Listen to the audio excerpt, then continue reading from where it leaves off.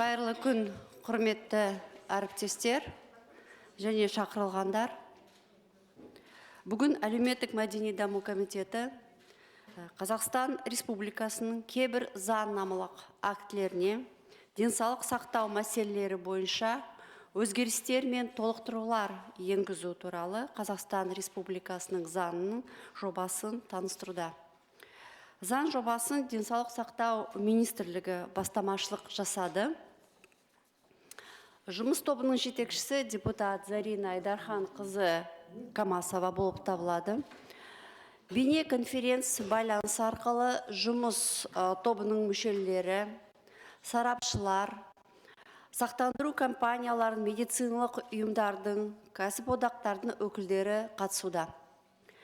Құрметті әріптестер және шақырылғандар, мемлекет басшысы Қасым-Жомарт Кемелұлы Тоқаев 2021 жылы 18 маусымда Алтын жүрек мемориалын аша отырып, медицина қызметкерлерінің құқықтық және әлеуметтік қорғалуын нығайту, қоғамдағы медицина қызметкерлерінің мәртебесін арттыру қажетті екенін атап өтті.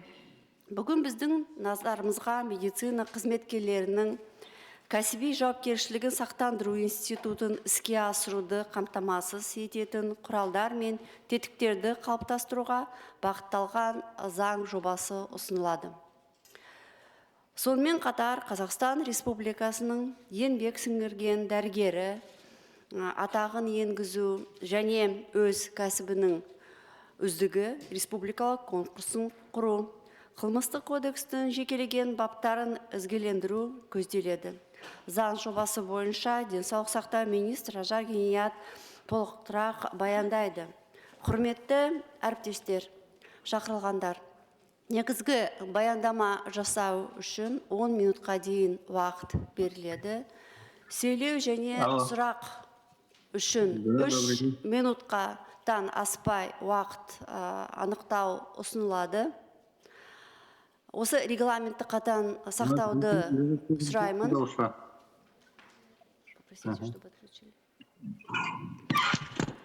Сөз сөйлеу кезінде микрофонды қосуды және стенограмма жүргізілгеннен байланысты өздеріңізді таныстырып өтулеріңізді сұраймын. Сөз денсаулық сақтау министрі Ажар Ғиният қызына беріледі. Қайырлы күн, құрметті Жәмила Нүсіпжан қызы, құрметті депутаттар, құрметті әріптестер және кеңеске қатысушылар. Мемлекет басшысы Қасым-Жомарт Кемелұлының тапсырмасы бойынша Қазақстан Республикасы денсаулық сақтау министрлігі Қазақстан Республикасының кейбір заңнамалық актілеріне денсаулық сақтау мәселелері бойынша өзгерістер мен толықтырулар енгізу туралы заң жобасын әзірледі. Медицина, педагогика, әлеуметтік қызметкерлер бұл біздің мемлекетіміздің негізін құрайтын, еліміздің әл-ауқатына тікелей әсер ететін салалардың қызметкерлері. Қоғамда бұл қызметкерлер әрқашан сый мен құрметке ие.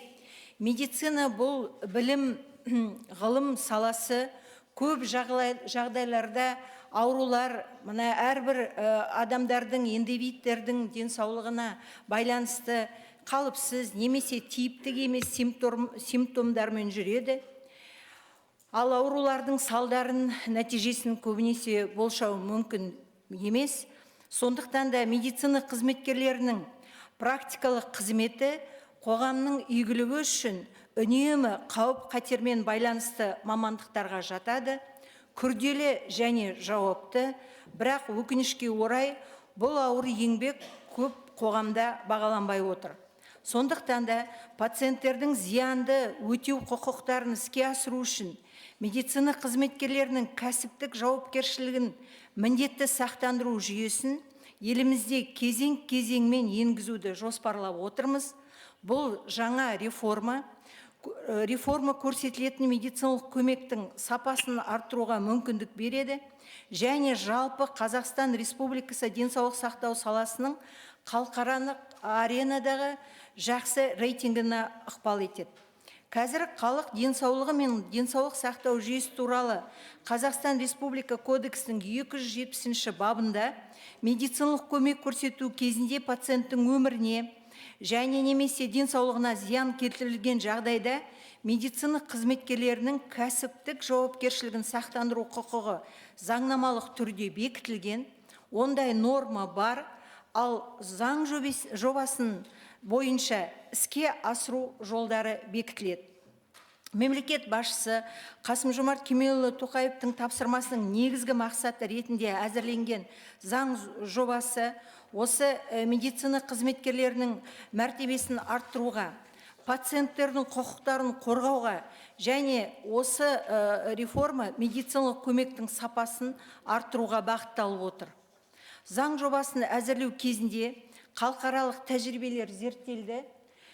Әртүрлі құқықтық жүйелердің болуына байланысты шетелдік заңнаманың талдауы сапасыз медициналық көмек көрсету кезінде медициналық қызметкерлердің жауапкершілігін реттеу үшін әртүрлі тәсілдері бар екендігін көрсетті. Мысалы, Францияда заңды тұлғалар, яғни медициналық ұйымдарда медициналық қылмыстық құқық бұзғандығы үшін қылмыстық жауапкершілікке тартылуы мүмкін. Англияда медициналық мекеменің әкімшілігі медициналық қателік жіберген медицина қызметкерлерінің тиісті жұмысын қамтамасыз етпеген үшін азаматтық жауапкершілікке тартылуы мүмкін. Израильде медицина қызметкері қызметін жүзеге асырған мекеме немесе ұйым азаматтық құқықтық жауапты болады. Америка құрама штаты медициналық мекемемен бірге сақтандыру компаниялары да жауапты болады. Германияда 2013 жылдан бастап емдеу кезінде жіберген қателігіне байланысты дәрігердің жауапкершілігі міндетті сақтандыру институты енгізілген. Бұл елде 10 жылдың ішінде тәжірибесі бар. Канадалық жүйеде қызметін теріс пайдаланған дәрігерлерді провинциялық лицензиялау органы жазалауы мүмкін. Тәртіп қызметті тоқтатудан бастап дәрігерлік практиканы жалғастыру жоғалтқанға дейін болуы мүмкін. Яғни өзінің маманы бойынша жұмыс жасауы қандай да бір мерзімге тоқтатылады, немесе тіпті лицензия алынып қойылады. Ауруханалар өз қызметкерлерінің мінез құлқы үшін жауапты болуы мүмкін. Финляндияда медициналық көмек көрсетумен айналысатын барлық ауруханалар мен компаниялар сақтандырылуы тиіс. Медицина саласының қызметкерлеріне жеке сақтандыру шарттарын жасасудың және компанияларға сақтандыру жарналарының төлеудің қажеті жоқ. Жағдайларды әдетте пациенттерді сақтандыру орталығы өңдейді, медициналық персонал онымен айналыспайды. Енді мысалы өзімізге көрші тәуелсіз мемлекеттер достық елдерінде медицина немесе фармацевтика қызметкерлерінің кәсіптік міндеттерін тиісінше орындамаған туралы нормалар Украинаның заңында, Беларусьтың қылмыстық кодекстерінде көзделген. Қазақстанмен қатар медициналық құқықтық бұзушылықтар туралы дербес тарау тек Қырғызстанның қылмыстық кодексінде бар. Бұл енді қылмыстық кодекс бойынша жауапқа тартылу. Ресейде қылмыстық заңда көрсетілген қылмыстар және жалпы медициналық қылмыстар үшін арнайы норма жоқ. Адамға қарсы қылмыстар туралы тарауда адамның өзінің кәсіптік міндеттерін тиісінше орындамау салдарынан жасалған іс-әрекет үшін жауапкершілік көзделген. Халықаралық тәжірибенің негізінде медициналық қызмет көрсету кезінде адамның өмірі мен денсаулығына қылмыстық құқықты қорғау саласындағы шет елдердің заңнамасы медицина қызметкерінің пиғыл немесе медициналық қатенің аражігін ажыратуға негізделген. Заң жобасын әзірлеу үшін бірінші 2018-20 жылдары жеке және заңды тұлғалардан келіп түскен және қаралған өтініштерге, сондай-ақ 2017-20 жылдары медицина қызметкерлеріне қатысты қозғалған қылмыстық істерді талдау жүргіздік. Жыл сайын медицина қызметкерлеріне қатысты кәсіптік міндеттерін тиісті орындамаған үшін Қазақстан Республикасы қылмыстық кодексінің 317 бабы бойынша 300-ге жуық іс ашылады. Қылмыстық істер көбінесе хирургиялық бейіндегі өлім қаупі бар мамандарға, оның ішінде акушер-гинекологтар, хирургтар, травматологтар, анестезиологтар бар, қозғалады. Зардап шеккендердің пайдасына моральдық және материалдық залал өтемақысын төлеудің жалпы мөлшері жылына 40 миллионнан теңгеден асады екен. Сақтандыру төлемдері соттың шешімі бойынша сақтандыру полисі болған кезде жүзеге асырылады.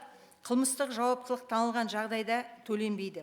Осылайша медициналық инцидент туындаған кезде медицина қызметкері жалақысының деңгейі пациенттің денсаулығына келтірілген зиянды өз бетінше өтеуге мүмкіндік бермейді. Осы министрлік медицина қызметкерлерінің кәсіптік жауапкершілігін сақтандыру туралы түрлі модельдерді талдау жүргізілді. Халықаралық практикадағы медицина қызметкерлерін қорғау үшін қорлар мен қауымдастықтар, мысалы Швеция, Канада, Данияның тәжірибесіне қарап құру. Сондай-ақ жеке нарықтар, Америка Құрама Штаты, Германия, Жапония, Түркия елдері тәжірибесіне сәйкес арқылы кәсіптік жауапкершілікті міндетті сақтандыру жүйесі қолданылады. Медицина қызметкерлеріне немесе кәсіптік одақтар мен қауымдастықтардың нормативтік актілермен өзінің кәсіптік жауапкершілігін сақтандыру міндеті жүктелген. Кінәлі не кінәсіз болу жүйесін қолдану сақтандырудың негізгі критерийлері болып табылады. Жоғарыда айтылған халықаралық тәжірибенің негізінде қазақстандық қоғамның дамуын ескере отырып, медицина қызметкерлерінің кәсіптік жауапкершілігін сақтандырудың оңтайлы тетігі ретінде Швеция, Канада, Америка Құрама Штаты, Жапония және Түркия модельдері бойынша бейімделген нарықтық сақтандыру моделін мына жұмыс істеп тұрған сақтандыру компаниялары жанжалды сотқа дейін реттеу арқылы қолданылу ұсынылып отыр. Бұрын министрлік 2017 жылы мемлекет басшысы тапсырмасы бойынша дербес кепілдік беру қорын құру шеңберінде ынтымақтастық қағидаты бойынша сақтандырудың әлеуметтік моделін ұсынған болатын. Алайда ол заң жобасы мәжіліске дейін жетіп, қолдау таппай қабылданбаған. Сондықтан да біз бұл сол кездегі халықтың ұсынысын ескере отырып, осы заңда басқа жолменен, яғни қазіргі жұмыс жасап жатырған сақтандыру компаниялары арқылы сақтандыру моделін ұсынып отырмыз. Алдыңғы жылдардың тәжірибесін ескере отырып, осы сондай-ақ жұртшылықтың, мемлекет органдардың және сақтандыру компанияларының қатысуымен жүргізілген талқылаулардың қорытындылары бойынша жұмыс істеп тұрған сақтандыру компаниялары арқылы медицина қызметкерлерінің кәсіптік жауапкершілігін жүктелген сақтандыру моделі қабылданылады. Жұмыс беруші медициналық ұйым сақтанушы болады. Ал медицина қызметкерлерін лицензиялауды енгізу болашақта жоспарлап отырмыз. Сол енгізілгеннен кейін медицина қызметкерлерінің кәсіптік жауапкершілігін сақтандыру жүйесіне қатысушылардың жауапкершілігін бөлуге мүмкіндік береді. Осы модельге сәйкес шағымды қарауды медициналық ұйым медиация элементтерімен қолданып, сондай-ақ бейінді медициналық қауымдастықтар тарта отырып, ішкі аудит қызметінің деңгейінде жүзеге асыратын болады. Бастапқы шағым түскен бойда бұл кезде мәселе медициналық ұйымның өзіне реттелуі мүмкін. Пациент қызметінің шешімімен келіспеген жағдайда шағым сараптамалық қорытынды беру үшін медициналық және фармацевтикалық бақылау комитетінің аумақтық бөлімшесіне берілетін болады. Оң нәтиже шығарылған жағдайда шағым бойынша материалдар, оның ішінде сот медициналық сараптаманың қорытындысы медициналық ұйым сақтандырылған сақтандыру компаниясына берілетін болады. Пациентке келтірілген зиян үшін өтемақы төлеуді денсаулық сақтау министрлігі айқындаған жағдайлар бойынша сақтандыру компаниясы жүргізеді. Төлемнен бас тартқан және қанағаттанбаған жағдайда пациент сотқа жүгінуге құқылы. Сотқа жүгінген кезде төлем жүргізілмейді. Сақтандыру жарнасының мөлшері тиісті қаржы жылына арналған айлық есептік көрсеткіш көлемінде тәуекел дәрежесіне, бейіндік бағытқа және жалақыға қарай бекітілген актуарлық есептердің негізінде медицина қызметкерінің жауапкершілік дәрежесі ескеріле отырып айқындалатын болады. Денсаулық сақтау саласының әлеуметтік бағдарлауын ескере отырып, сақтандыру жүйесін енгізудің бастапқы кезінде көлік құралдары иелерінің азаматтық құқықтық жауапкершілігін міндетті сақтандыру туралы Қазақстан Республикасы заңына ұқсас сақтандыру жағдайы бойынша сақтандырушының жауапкершілігін шекті көлеммен айқындау ұсынылды. Ол туралы бірінші заң жобасында айқын заңға отырғызылған болатын. Бүгінгі таңда медициналық инцидент ұғымы кодексте айқындалған. Медициналық инцидент жағдайларын анықтау, оларды есепке алу, талдау қағидаларымен бекітілген. Заң жобасы сақтандыру жүйесін реттеу бөлігінде уәкілетті органның құзыретін кеңейтуге, сондай-ақ медицина қызметкерлерінің кәсіптік жауапкершілігін сақтандыру бөлігінде денсаулық сақтау субъектілерінің жауапкершілігін арттыруға, шағымдарға талдау жүргізу кезінде ішкі аудит қызметінің рөлін күшейтуге бағытталған. Жоғарыда айтылғандарды негізге ала отырып, министрлік сақтандырушының қаржылық жауапкершілігін шекті көлемімен, медициналық қызметтердің тарифтері арқылы қаржыландыруларымен, қолданыстағы сақтандыру компаниялар арқылы медициналық қызметкерлерінің кәсіптік жауапкершілігін жүктелген сақтандырудың әзірленген, бейімделген моделін ұсынады. Мұнда сақтанушы жұмыс беруші болады, ал медициналық ұйым сақтандыру компаниясымен ұжымдық шарт жасасады. Медицина қызметкерлерінің кәсіптік жауапкершілігін сақтандыру бойынша тарифтік мөлшерлемелерді есептеу үшін сақтандыру объектілерінің санына, сақтандыру оқиғаларының жиілігілі мен ауырлығына талдау жүргізілді. Медицина қызметкерлерінің кәсіптік жауапкершілігін сақтандыру тәжірибесі зерделенді. Мысалы, хирургия, педиатрия, терапия, акушер, гинекология, стоматология, орта бейінді персоналды мамандықтарының 6 бейіні бойынша сақтандыру сыйлақысының сомасын айқындау бойынша актуарлық есептерлер толық жүргізілді. Мамандықтардың бейіндері топтарға бөлінген, әрбір топқа сақтандыру жағдайының басталу ықтималдығына сәйкес мамандықтар енгізілген. Сақтандыру жағдайының басталу ықтималдығын ескере отырып, дәрігерлер мен орта медицина қызметкерлері мамандықтары бойынша ең төмен, негізгі және ең жоғарғы сақтандыру жарналары есептелді. Осылайша, мамандықтар бойынша орташа тарифтік мөлшерлемелердің негізінде медицина қызметкерлерінің кәсіптік жауапкершілігін сақтандыру кезінде бюджет жалпы барлық денсаулық сақтау үшін базалық тарифтік мөлшерлемені қолдану кезінде 11 миллиард теңгені, ең төмен тарифтік мөлшерлеме кезінде бюджеттен 4,17 миллиард теңгені құрады. Болжамды бюджет медициналық санитарлық алғашқы көмек үшін бір медициналық ұйымға орташа есеппен шамамен 3 миллион теңге жылына, стационарлық үшін жылына шамамен 6 миллион теңге құрады. Бұның бәрін айтып жатырғаным, бұл осы заң жобасы бойынша жүргізілген үлкен жұмыс, актуарлық есептер болды. Заңға қанша бюджеттен қаражат кетеді, қанша төленетіні жөнінде бәрі есептелінді. Сол бойынша енді бастапқы негізгі сандарды сіздерге айтып жатырғаным. 2023 жылдан бастап сақтандыру жұмыс берушінің есебінен жүзеге асыруды ұсынып отырмыз. 25 жылдан бастап сақтандыру сыйлақысының сомасын медициналық ұйым мен медицина қызметкерлерінің арасында бөлу ұсынылады. Бұл ортақ кәсіптік жауапкершілікке әкеледі. Яғни әрбір дәрігер, әрбір орташа медицина қызметкерлер өзінің жұмыс үшін ол да өзі жауап беру керек.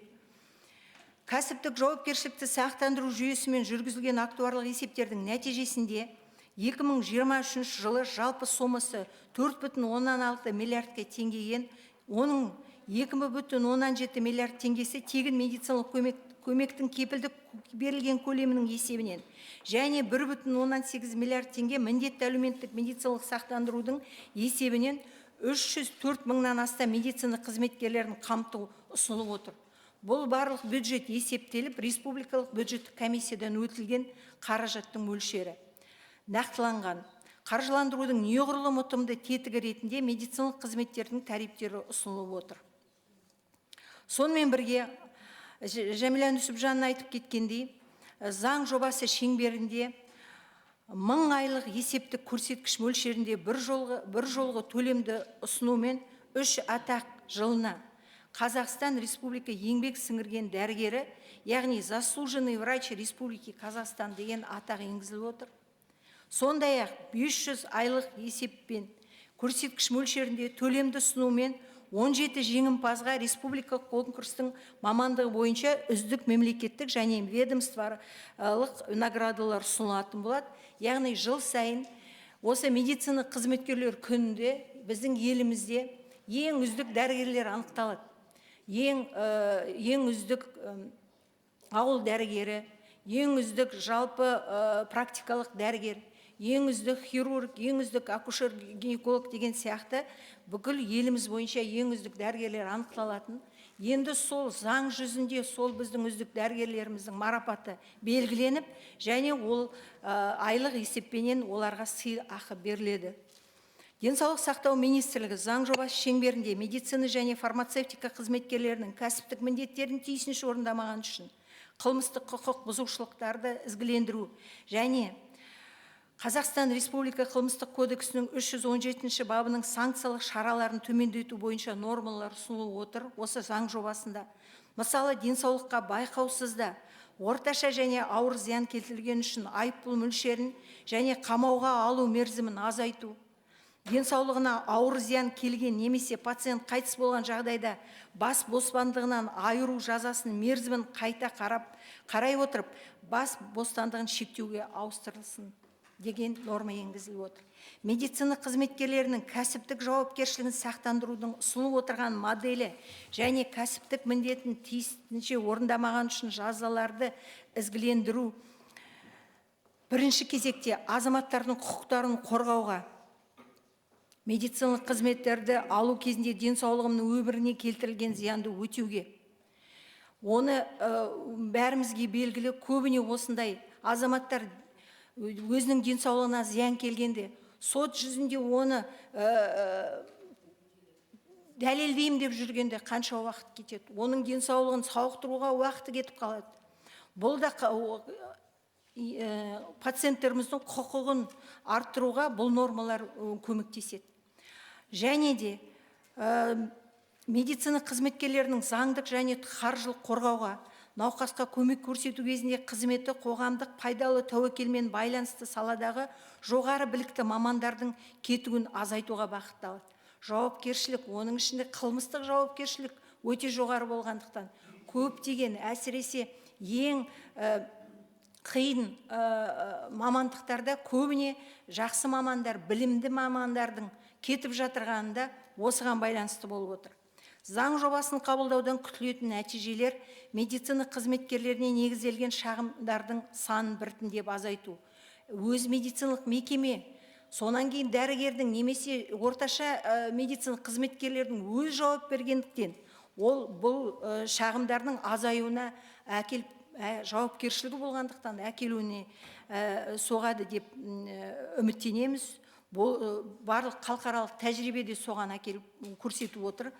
Тәуекел тобындағы медицина қызметкерлерінің кәсіптік жауапкершілікті сақтандырумен толық қамту, яғни осындай тәуекел тобында тұрған медицина қызметкерлер қорықпай өзінің көмегін тәуекел жасап кіруге, операциялар болсын қиын, немесе қиын жағдай болсын, өте қиын ауру болсын, өзінің жұмысын қорықпай жұмысын жасауына, оның артында заң жүзінде қоғам арқылы жауапкершілікті бірге алатын заңның болуына, оның өзі де артындағы қамқорлық болсын, дәрігерлерге көп күш-жігер береді деп ойлаймыз. Медициналық көмек көрсету кезінде азаматтардың денсаулығына келтірілген зиянды сақтандыру арқылы өтеу құқығын қорғау, яғни егер зиян келген болса, ол әдейі істелмеген болса, ол аурудың қайтадан денсаулығын орнына келтіру үшін, сауықтандыру үшін компаниялардан, сақтандыру компаниялардан белгілі бір қаражаттың берілуі пациенттерге. Пациенттердің беретін шағымдар бойынша сот шығыстарына жұмсалатын шығындар бойынша медициналық ұйымның тәуекелдерін азайту, медициналық көмек көрсету кезінде пациенттердің өмірі мен денсаулығына келтірілген зиянды өтеу кезінде медицина қызметкерлерінің төлем қабілетсіздігінің қаупін азайту, медицина қызметкерлерінің бәсекеге қабілеттілігін арттыру, медицина қызметкерлерінің біліктілік деңгейлерін беру және растау жөніндегі институттарды енгізу, сенімді статистикалық есептілікті және деректерді талдауды қалыптастыру. Қорытындылай келе, осы заң жобасы және медицина қызметкерлерінің кәсіптік жауапкершілігін сақтандырудың ұсынылған моделі құқықтық тәуекелдерді азайтуға, жұмыс істеп тұрған кәсіптік кадрлардың кетуін азайтуға, олардың қорғалу сезімін арттыруға, жастарды өз болашағын медициналық кәсіппен байланыстыруға, мотивациялауға мүмкіндік беретінін атап өткім келеді. Бұл нормалар медициналық көмек көрсету сапасын арттыруға, медициналық оқыс оқиға жағдайларында толыққанды оңалту мен денсаулықты қалпына келтірудің кепілді мүмкіндігін алу арқылы пациенттерді қорғауға бағытталған. Осы сіздермен бірге, құрметті депутаттар, бұл заңның сапасы одан да арта түсетініне сенімдімін. Назарларыңызға рахмет. Рахмет, Ажар Гениятқызы. Орныңызға отырыңыз. Отырып қазір сұрақтарға жауап берерсіз. Енді сұрақтар мен жауаптарға көшейік. Құрметті әріптестер және шақырылғандар, кімнің сұрақтары болады, кім сұрақ қойғысы келеді, сіздерге сөз. Дархан Қамзабекұлы, сізге сөз. Рахмет. Меніңше, бүгінгі мынау таныстыру презентация кезінде көп сұрақтарға жауап берілді. Дегенмен де бір-екі сұрағымызды қоюға мүмкіндік беріңіздер. Құрметті Ажар Ғиниятқызы, заң жобасында егер медициналық көмек көрсету кезінде пациенттің денсаулығы мен өміріне келтірілген зиян сақтанушының сақтандырылған адамның медицина қызметкерінің кәсіби қызметін бұзуының салдары болып табылса, сақтандыру жағдайы басталған болып саналады. Мынаны айтсаңыз, тікелей медицина қызметкері пациенттің өмірі мен денсаулығына зиян келтірген кім және қандай тәртіппен анықтайды? Жалпы бұл үшін тәуелсіз сарапшылар тартыла ма бұл іске? Рахмет. Сұрағыңызға рахмет, Дархан Қамзабекұлы. Бұл шағым түскеннен бастап медициналық ұйымда қазір осы ішкі пациенттердің құқығын қорғайтын, әрбір медициналық ұйымда пациенттердің құқығын қорғайтын қазір бөлімшелер ашылды. Қазір осы бөлімшелердің деңгейін, ондағы жұмыс жасайтын мамандардың, эксперттерді оқытып, деңгейін көтеріп жатырмыз. Өйткені көптеген шағымдарды тек осы ұйымнан, сол больницадан, емханадан шықпай-ақ шешуге болады. Сол жерден бастап эксперттер, банаға дайындалған мамандар, ол көбіне бұл білімді дәрігерлер жұмыс жасап жатыр. Өйткені әдейі дайындалған өздерінің эксперт деген өздерінің сертификаттары бар. Егер медициналық ұйымның деңгейінде бұл шағым шешілмейтін болса, бұл шағым ары қарай министрліктің жанындағы үлкен комитет бар, бақылау комитеті, сол медициналық фармацевтикалық комитетіне келіп түседі. Ол жерде әрбір шағым эксперттердің, бана сіз айтып кеткен, тек қана әдейі тіркелген дербес эксперттермен, мамандармен қаралады. Ол айтылған шағымның дәлелденген бә, әлде медицина қызметкері барлық емді дұрыс жасады ма, сол жерде анықталады. Сонан кейін бұл пациентке шағымның қорытындысы айтылады. Ары қарай өз жерде де жұмыс жасалатын болады. Ол қорытынды бойынша ол пациент сотқа барады ма? Әлде банағы сақтандыру компаниясына барып, сол жерден өзіне зиян келтірілген өндіріп алады ма? Енді оны өзі пациенттің, адамның өзі шешетін болады. Рахмет. Келесі сөз депутат Ләззат Керимқұлқызы Рамазановаға беріледі. Көп рахмет. Ажар Гениятына негізі сирек болатын дүние, кәсіби заңдарды мына жерге презентациямен алып келген кезде бірінің екінен қолынан келмейді, басынан аяғына дейін мемлекеттік тілді жүргізуді. Ең бірінші көп рахмет. Екінші сұрағым, мынау осы қыркүйектің бірінде мемлекет басшысы айтып өтті, ерікті сақтандыру жүйеге көшетін кез келді. Бірақ бұл заңның аясында мен оны көрген жоқпын. Егер ол қарастырылып атса, қай мерзімде болады, жоқ әлде біз ұсыныс арқылы беруімізге рұқсат па? Ол бірінші сұрағым. Екінші, әрине міндетті түрде ауылды, мекенжайлардағы дәрігерлерге мотивация ретінде жаңа жүйені іске асып атырсыздар. Оның ішінде 31 миллиардтан астам қаражат көзделген екен. Үздік дәрігер деген Бірақ сіз мына жерде 17 номинацияны беріп атсыз. Мен ойлаймын, мына ол кезде енді 17 өңір болды, қазір 20 өңірге жеттік қой. Бәлкім бұның санын да өзгерту керек. Жоқ әлде басқа дүние бар ма бұның астында? Неге 17 ғана номинация? Сұрағыңызға рахмет, Ләззат Керімқұлқызы. Енді бұл негізгі бұл заңның мақсаты, мен айтып кеттім, бұл біздің медициналық қызметкердің жауапкершілігін сақтандыру. Ал ерікті сақтандыруды дамыту біздің президентіміздің берген тапсырмасы бойынша ол біздің елімізде бар, өзінің деңгейінде дамып жатыр.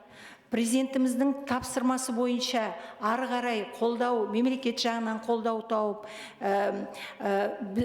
кепілдірілген медициналық көмектің көлемі, тиісті медициналық әлеуметтік сақтандыру бар.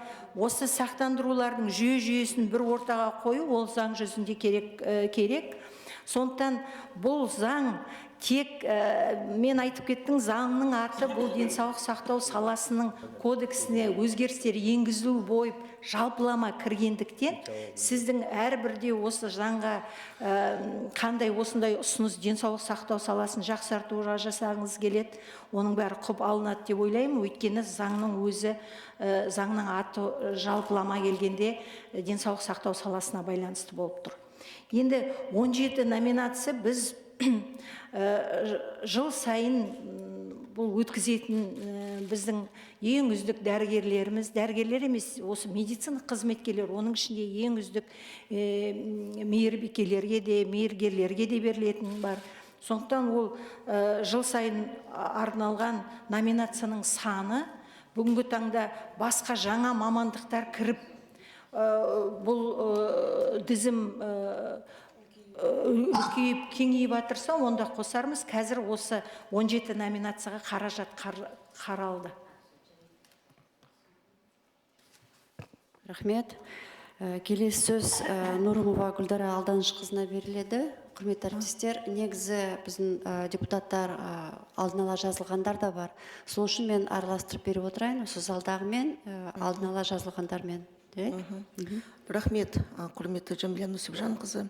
Уважаемая Ажар Гениятовна, у меня такой вопрос. Анализировались ли риски этого нововведения по страхованию профессиональной ответственности медработников? Хочу остановиться на нескольких моментах. Как вы считаете, не может ли это иметь обратный эффект и расслабить медработника? Медработник, зная, что отчисляются страховые взносы на случай его ошибки, что это напрямую его не коснется, и это может ли привести к ослаблению ответственности медработника? Еще такой вопрос. Кто оператор? Это будет один оператор или это будет конкурентная среда, несколько страховых организаций, там альтернативы будут или нет? Если в организации не будет инцидентов, требующих страховых выплат, то получается, что деньги останутся страховой компанией. Вот ваше мнение, нет ли здесь лоббирования интересов страховых компаний? Теперь страховые отчисления, это будет еще одной финансовой нагрузкой на медорганизации, медработников в условиях нехватки финансирования. И не станет ли еще одной проблемой? И не повлечет ли оттока врачебных кадров, так как с 2025 года медработник тоже солидарно будет отчислять отчисления? Признание случая страховым или нет, может быть еще одной возможностью для коррупции. По информации поступило 14 123 обращений от пациентов, но нет информации, сколько из них обоснованных. Ведь необоснованных сейчас намного больше, чем обоснованных. Заведено за 5 лет около 1500 уголовных дел, но решение суда только по 52. Из 83 человек только 5 человек лишились свободы, оправдано 13. Не повлечет ли страхование поток жалоб от пациентов в надежде получить выплаты? И пострадавшая сторона будет согласна на все, чтобы их случай комиссия признала страховым случаем для получения страховых выплат. Это тоже риск для коррупции. Спасибо. Спасибо за вопрос, Гульдара Ульяновна. Хорошие вопросы подняли. Риски – это новая реформа. Для нашей страны это совершенно новые будут, это вводится механизм по страхованию профессиональной ответственности. Конечно, будут какие-то меры реализации реформы, будут какие-то шероховатости. Это я не могу, я не могу дать вам гарантии, что не будут какие-то шероховатости, но надо делать эту реформу. Это лучшие практики мира. В лучших развитых странах это страхование давно внедрено. 95% жалоб не доводится до суда. Лучших врачей в тюрьмы не сажают. А так как я уже в своем докладе рассказывала, что самые рисковые профессии среди медицинских – это хирургия, это терапия, акушер-гинекология, это анестезиологи, реаниматологи. А когда самые сложные ситуации заходят в операционную или находятся в реанимации возле пациента, самые лучшие специалисты. Они берут на себя ответственность, они, рискуя, не зная, что, идут, заходят в операционную, одевают халат и заходят в операционную. Поэтому это лучший опыт, его надо внедрять.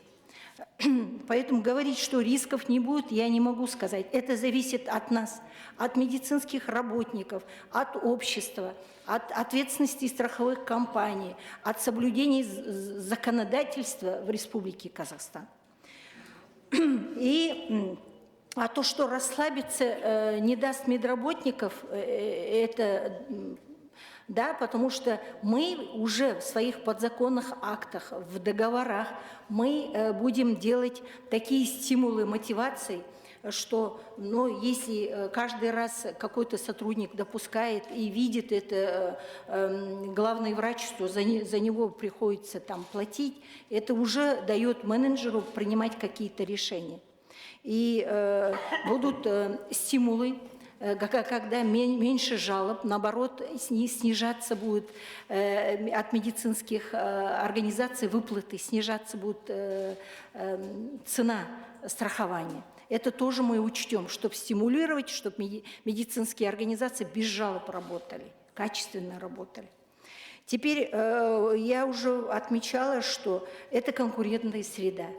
Был законопроект, Минздрав заходил в 2013 году, когда хотели создать отдельный фонд. Но население, в том числе депутаты, были против из кармана налогоплательщиков еще содержать еще один фонд. Поэтому мы отдаем это конкурентной среде. Сегодня у нас на рынке страны представлено более 17 страховых компаний, которые работают именно по страхованию здоровья, жизни. Такие страховые компании есть. По поводу денег. Я отчетливо давала те суммы, которые актуарные нам расчеты дали. Сама больница будут платить через тарифы. Мы внедряем, усиливаем финансирование через тарифы. При подсчетах это 0,27, да, 0,3 повышается тариф из-за введения этой реформы. А медицинские работники за свою ответственность, за свою профессиональную деятельность планируется ввести солидарность с 2025 года, так как планируем, что с 2025 года мы внедрим лицензирование каждого медицинского работника. Он будет рисковать своей лицензией. Каждый медработник и будет за свою профессиональную деятельность вместе с больницей или с поликлиникой, с медицинской организацией солидарно нести ответственность за свою деятельность. По поводу потока жалоб, возможно, мы прогнозируем, жалобы есть. Население недовольно, вы сами знаете и обращаетесь ко мне после поездок, да, с регионов. Есть жалобы, население будет защищать свои права, и я думаю, это правильно. Но потом эта система уже выстроится. Это медицинские организации будут стараться качественно оказывать медицинскую помощь. Каждый медицинский работник будет дорожить своим именем, своей лицензией. А наши службы медиации, службы поддержки пациента, они будут сильнее, ну, как бы, в каком смысле? Они будут уже, как служба состоится, полноправные, будут обучение проводиться, и через страховые компании будем работать вместе. Я думаю, что мы здесь должны защищать выгодополучателем от данного законопроекта прежде всего является пациент. Вот солидарная ответственность это в процентном соотношении 50 на 50? 50 на 50. Если 50 на 50, если вот сейчас посмотреть по расчетам, например, средний медработник, медицинская сестра, в год примерно мы посчитали 12 тысяч. Год. 6 тысяч платит медицинская организация, 6 тысяч, это с 2025 года, это прогнозы. Это медицинские работники. Самые, например, скажем, высокооплачиваемые медицинские услуги, нейрохирургические, кардиохирургические. Например, нейрохирурга мы посчитали год до 70 тысяч. Это половина больницы в год. Половина – это доктор. Пока больница будет оплачивать. Да, я вам посчитала. Это поликлиники около 3 миллионов, больницы 6-7 миллионов. Еще дополнительный вопрос. Вот, Да, Рахмет. хочет задать Рахметовна, я продолжением. Да, Зарина Айдархановна для стенограммы. Извините, вылезла, да, депутат Камасова. Жаргинетна, я продолжение вопроса коллеги. Вы, в принципе, на часть моих вопросов ответили. Вот я бы хотела сказать, нагрузка на бизнес не будет ли? Мы, понятно, что эти деньги заложены в тарифы ГОБМП и ОСМС, но у нас же очень много частных клиник. Получится, они должны будут страховать своих сотрудников также. И я думаю, что это автоматически вызовет повышение цен на медицинские услуги. И как на это отреагирует население. Ну и вот все-таки у меня то, что душа болит, что мы, медработники будут платить, пусть хоть маленькую сумму, особенно для средних медперсонала. Мы вроде одной рукой повышаем зарплату, другой страхуем. Ну это ладно. Но в первую очередь вот нагрузка на бизнес, что поведет за собой повышение цен однозначно на медуслуги. Вот как вы прокомментируете? Спасибо. Зарина Айдархановна, на сегодняшний день очень много частных компаний уже страхуют своих медицинских работников. Мы этот опыт изучали, взяли и у них. Очень многие частные клиники сегодня страхуют своих врачей сами. И мы и в том числе и брали их опыт, изучая. Поэтому в принципе, если тариф повышается всего 0,3%, это не должно повышению услуг в частных клиниках привести. Ну, как бы, это они сейчас уже страхуют, они там уже у них и сидят, кроме прибыли, еще расходы по страхованию. А что по медсестрам вы сказали? Биография хорошо. По зарплате, по заработной плате, вы знаете, до 2025 года по поручению главы государства ежегодно сейчас идет повышение на 30% врачам и 20% средним медработникам. Поэтому 0,2-0,3%, то, что говорим мы, 6 тысяч, это так существенно на зарплату медработников не повлияет. Рахмет, Жаргинят қызы. Келесі депутат. Здесь по записи можно будет сейчас мы будем предлагать? Бізді де жазып қойсаңыз, депутат Сапарова. Да, жақсы жазып аламыз. Келесі сөз депутат Смышляева Екатерина Васильевна сізге. Спасибо, Джамиль Сюзанна. Ажаргин Ятовна, несколько вопросов. Первый вопрос. Вот сейчас вы говорите, расчеты велись, это исходя из одного раза выплаты в год, я так понимаю, да? То есть один раз приобретается в год страховка. Вопрос такой, вот подход к страховке такого рода, он будет, просто разные версии обсуждались, в итоге он будет как к автомобильной страховке, то есть если медработник, например, какой-то очень рискованной специальности, несколько раз в год эту страховку использует, он же заново должен страховаться, причем тариф, скорее всего, будет выше, чем предыдущий, потому что он в зону риска попадает. Поэтому в связи с этим, вот какое количество раз, какое количество страховок использовалось при расчетах? И есть ли максимальные расчеты, хотя бы примерно, для того, чтобы понимать, какую максимальную сумму будет платить больница, а не минимальную?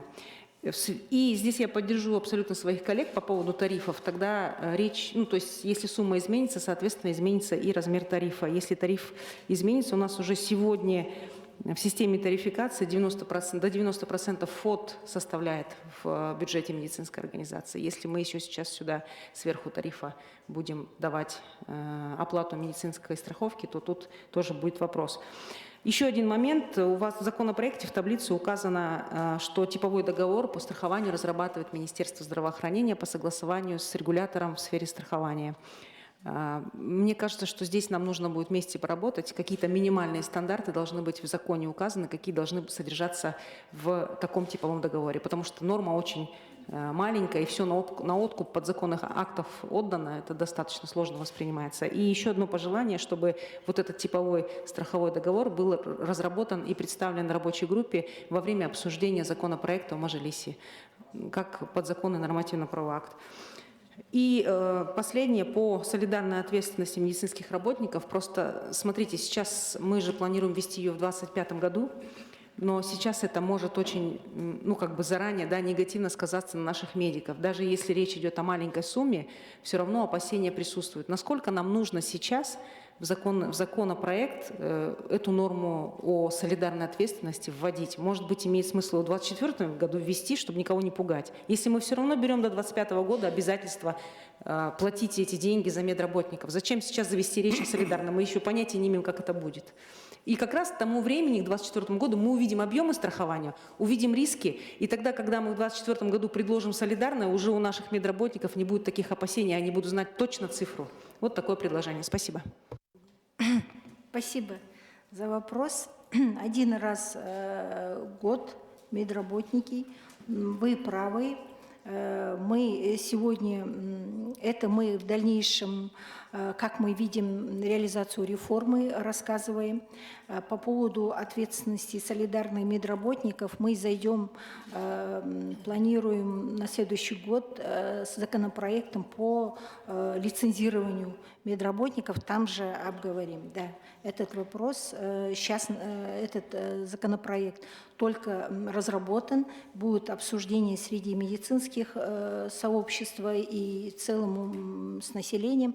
Он еще вот в разработке, и план его включен.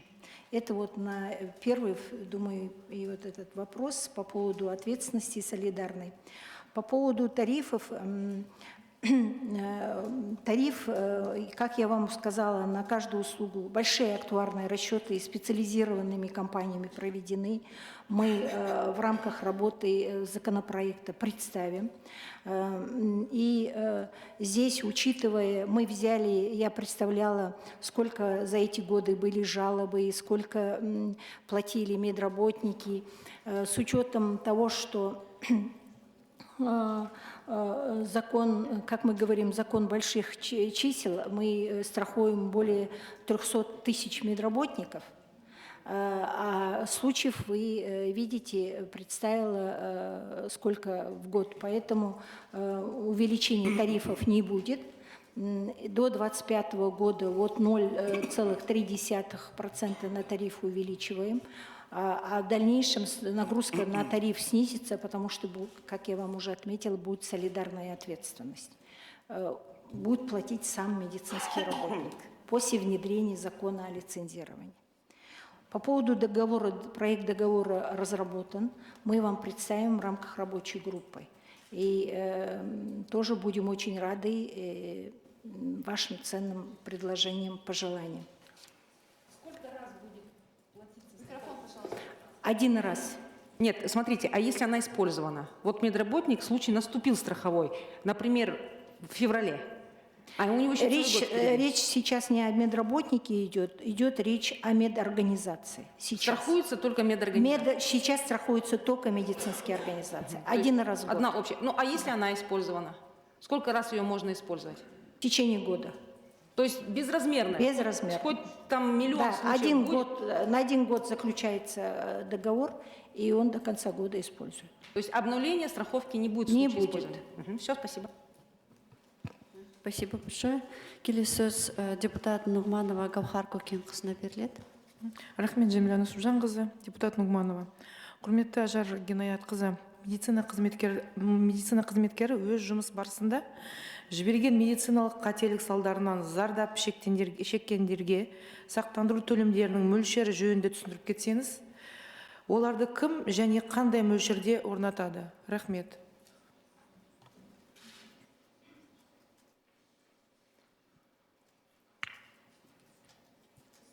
Сұрағыңызға рахмет, Гаухар Көкенқызы. Сақтандыру жүйесін енгізудің бастапқы кезеңінде, енді біз елімізде бұл жаңа реформа болғандықтан, қандай біздің елімізде жақсы осы сақтандыру жөнінде жүргізілген реформалар бар, соны сараптамаға салдық. Соған байланысты, мысалы, көлік құралдары иелерінің міндетті сақтандыру туралы Қазақстан Республикасының заңына ұқсас сақтандыру жағдайы бойынша осы төлемақының көлемін анықтау ұсынылып отыр. Өйткені ол жерде мысалы әрбір болған сақтандыру жағдайы болған кездегі мысалы денсаулыққа зиян келтірді, бірақ мүгедектігі жоқ зиян келтірілді. Мүгедектіктердің сатысы бойынша зиян келтірілді, немесе пациент қайтыс болды. Сол бойынша бір нақты мөлшерлемелерді санадық. Айлық есеппенен бұл заңның жобасында болған. Енді қазір сіздердің қарауларыңызға да осыны ұсынып отырмыз. Өйткені әрбір страховой компанияларға берсек, ол пациенттерді тағы дүрбелеңге салдырып қою мүмкін, қандай да бір шығындарына келдіруді сұрау мүмкін. Сондықтан нақты болу керек деп ойлаймын. Мысалы, қайтыс болса, мынандай мөлшерде. Егер қандай да бір зиян келтірген кезде адам мүгедек болып қалса, онда мынандай мөлшерде деген ұсыныспен келіп отырмыз заң жобасында. Рахмет. Следующее слово депутату Павловой Ларисе Павловне. Спасибо, уважаемая Жамиля Нусипжановна. Уважаемая Ажар Гиниятовна, спасибо за презентацию. Законопроект, конечно, мы долго ждали. У меня два вопроса. Первый, вот законопроектом предусматривается новая статья 207 прим. 2, минимальные размеры страховых премий, страхование профессиональной ответственности медицинских работников. И в таблице по презентации распределены медицинские работники, исходя по профилю деятельности, на группы риска. Вот, например, хирурги 4 группы риска, педиатры 2 группы риска и так далее. Скажите, пожалуйста, Ажар Гиниятовна, кто и в каком порядке будет осуществлять распределение медицинских работников по группам риска?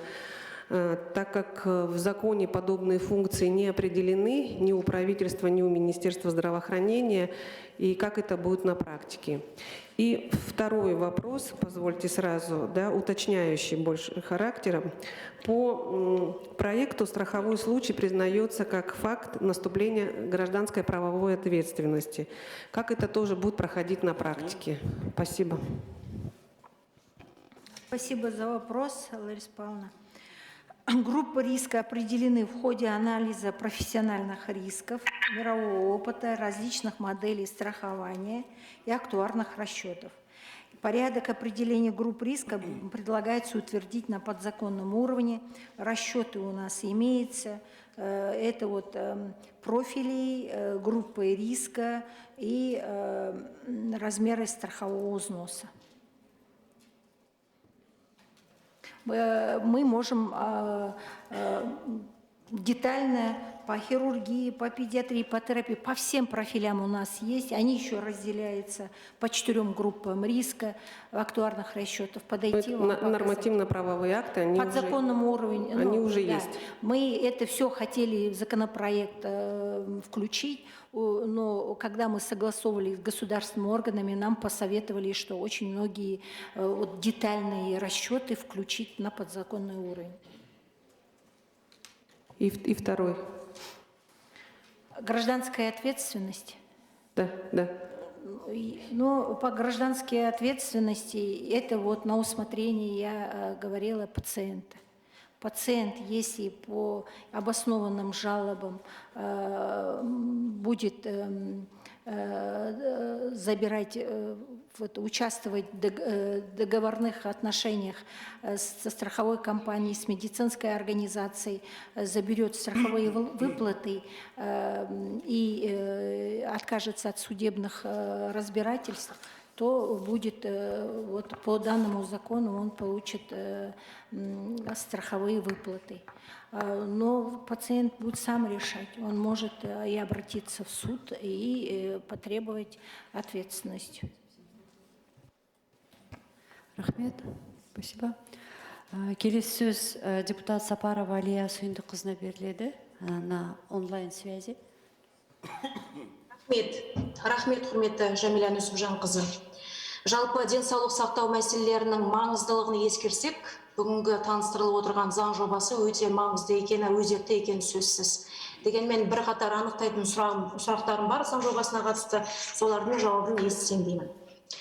Отрадно, что в данном законопроекте предусматриваются значительные изменения в части защиты и поддержки работников здравоохранения. Но, тем не менее, хотела бы уточнить несколько моментов. Первое. В части гуманизации врачебной ответственности вносятся нормы, предусматривающие снижение штрафов, сроков и так далее. И эти снижения, на мой взгляд, незначительные для того, чтобы избежать высокой ответственности и сократить отток кадров. Вопрос, по каким критериям или анализу, или рекомендациям все эти нормы были внесены в законопроект? То есть, например, снижая срок с 6 лет до 5 лет, аргументировано ли анализом или другими исследованиями? Второй вопрос. Второй вопрос касается гарантированных государством прав для пациентов, возмещения вреда и финансовой, а также юридической защиты субъектов здравоохранения и медицинских работников через систему вмененного страхования профессиональной ответственности медицинских работников. И внесены нормы по возмещению. Самая высокая сумма, которая составляет 24 МРП, или в абсолютных величинах около 70 тысяч тенге. Вот считаете ли вы соразмерность таких возмещений при врачебных ошибках для покрытия хотя бы минимального ущерба? Спасибо.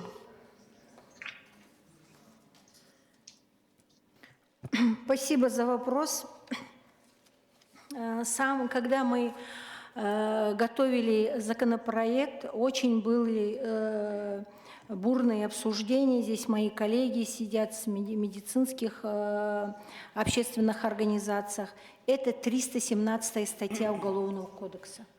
Конечно, мы были за гуманизацию, декриминализацию и за исключение 317 статьи с Уголовного кодекса. Учитывая, что законопроект согласовывается со всеми госорганами, на сегодняшний день мы пришли в Мажилис с теми нормами, где нашли консенсус со всеми государственными органами, в том числе разработчиками данного законопроекта. И я думаю, в рамках рабочей группы вместе с вами данные нормы дальше будут обсуждаться. Второй вопрос. Это вот то, что минимальные, это те страховые выплаты медработников, а тем ущербом, который или вреда, который нанесен здоровью отдельному пациенту, он будет рассматриваться в рамках был ли вред нанесен без, не случай ли это, не привел ли он к каким-нибудь серьезным, стойким нарушениям, то есть инвалидизации. Тогда это будет одна сумма. Минимум мы считали эту сумму эта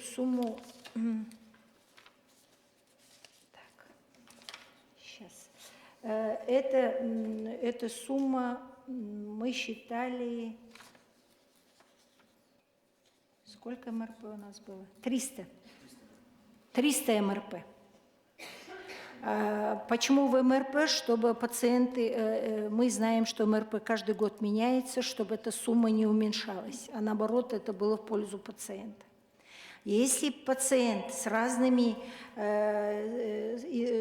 установлениями инвалидности, например, первой группой, то это 800 МРП. Ну, примерно это сколько, это понятно, поэтому это не 70 тысяч.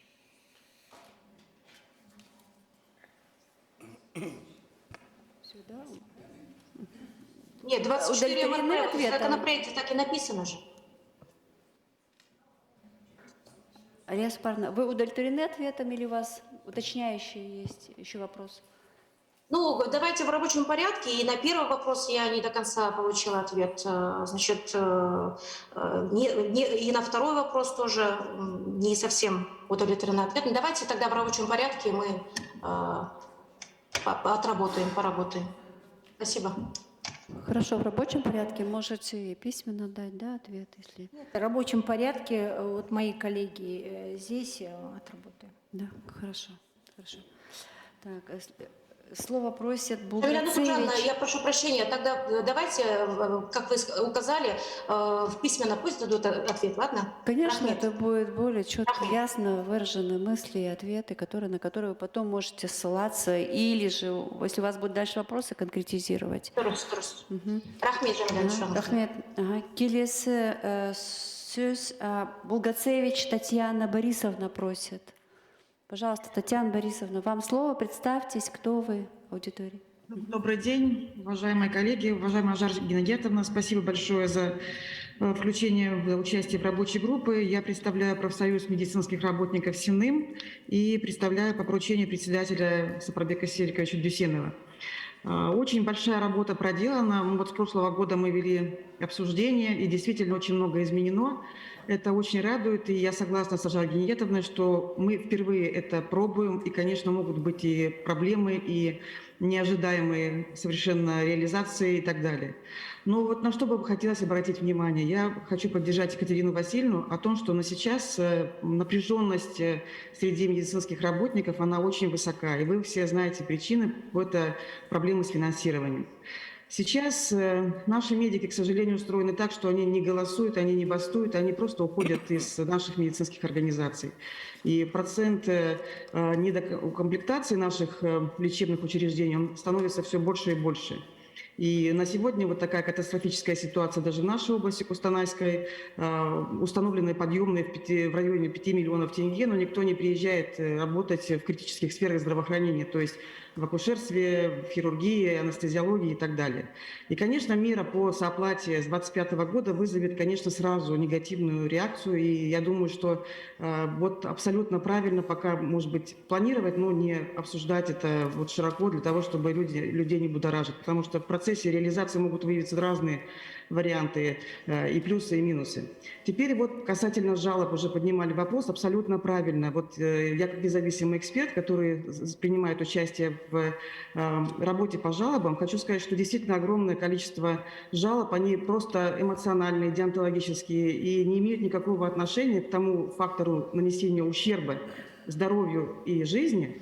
И поэтому вот здесь я бы хотела, чтобы все-таки триггером, мы это обсуждали в прошлом году, была не жалоба, а установленный факт инцидента, который наступил, то есть либо осложнение, либо смерть пациента. И это было бы не с участием вот субъективно, то есть я захотела пожаловаться, пожалуйста, то есть мои права будут учтены. А если я не пожаловалась, пострадала, то это по умолчанию ничего возмещаться не будет. То есть это некий такой несправедливый подход по отношению к пациентам, которые, естественно, там кто-то пострадает, потому что заслуживал компенсации, но не получил ее, потому что просто не посчитал, или там некого за него было заступиться, обратиться с жалобой.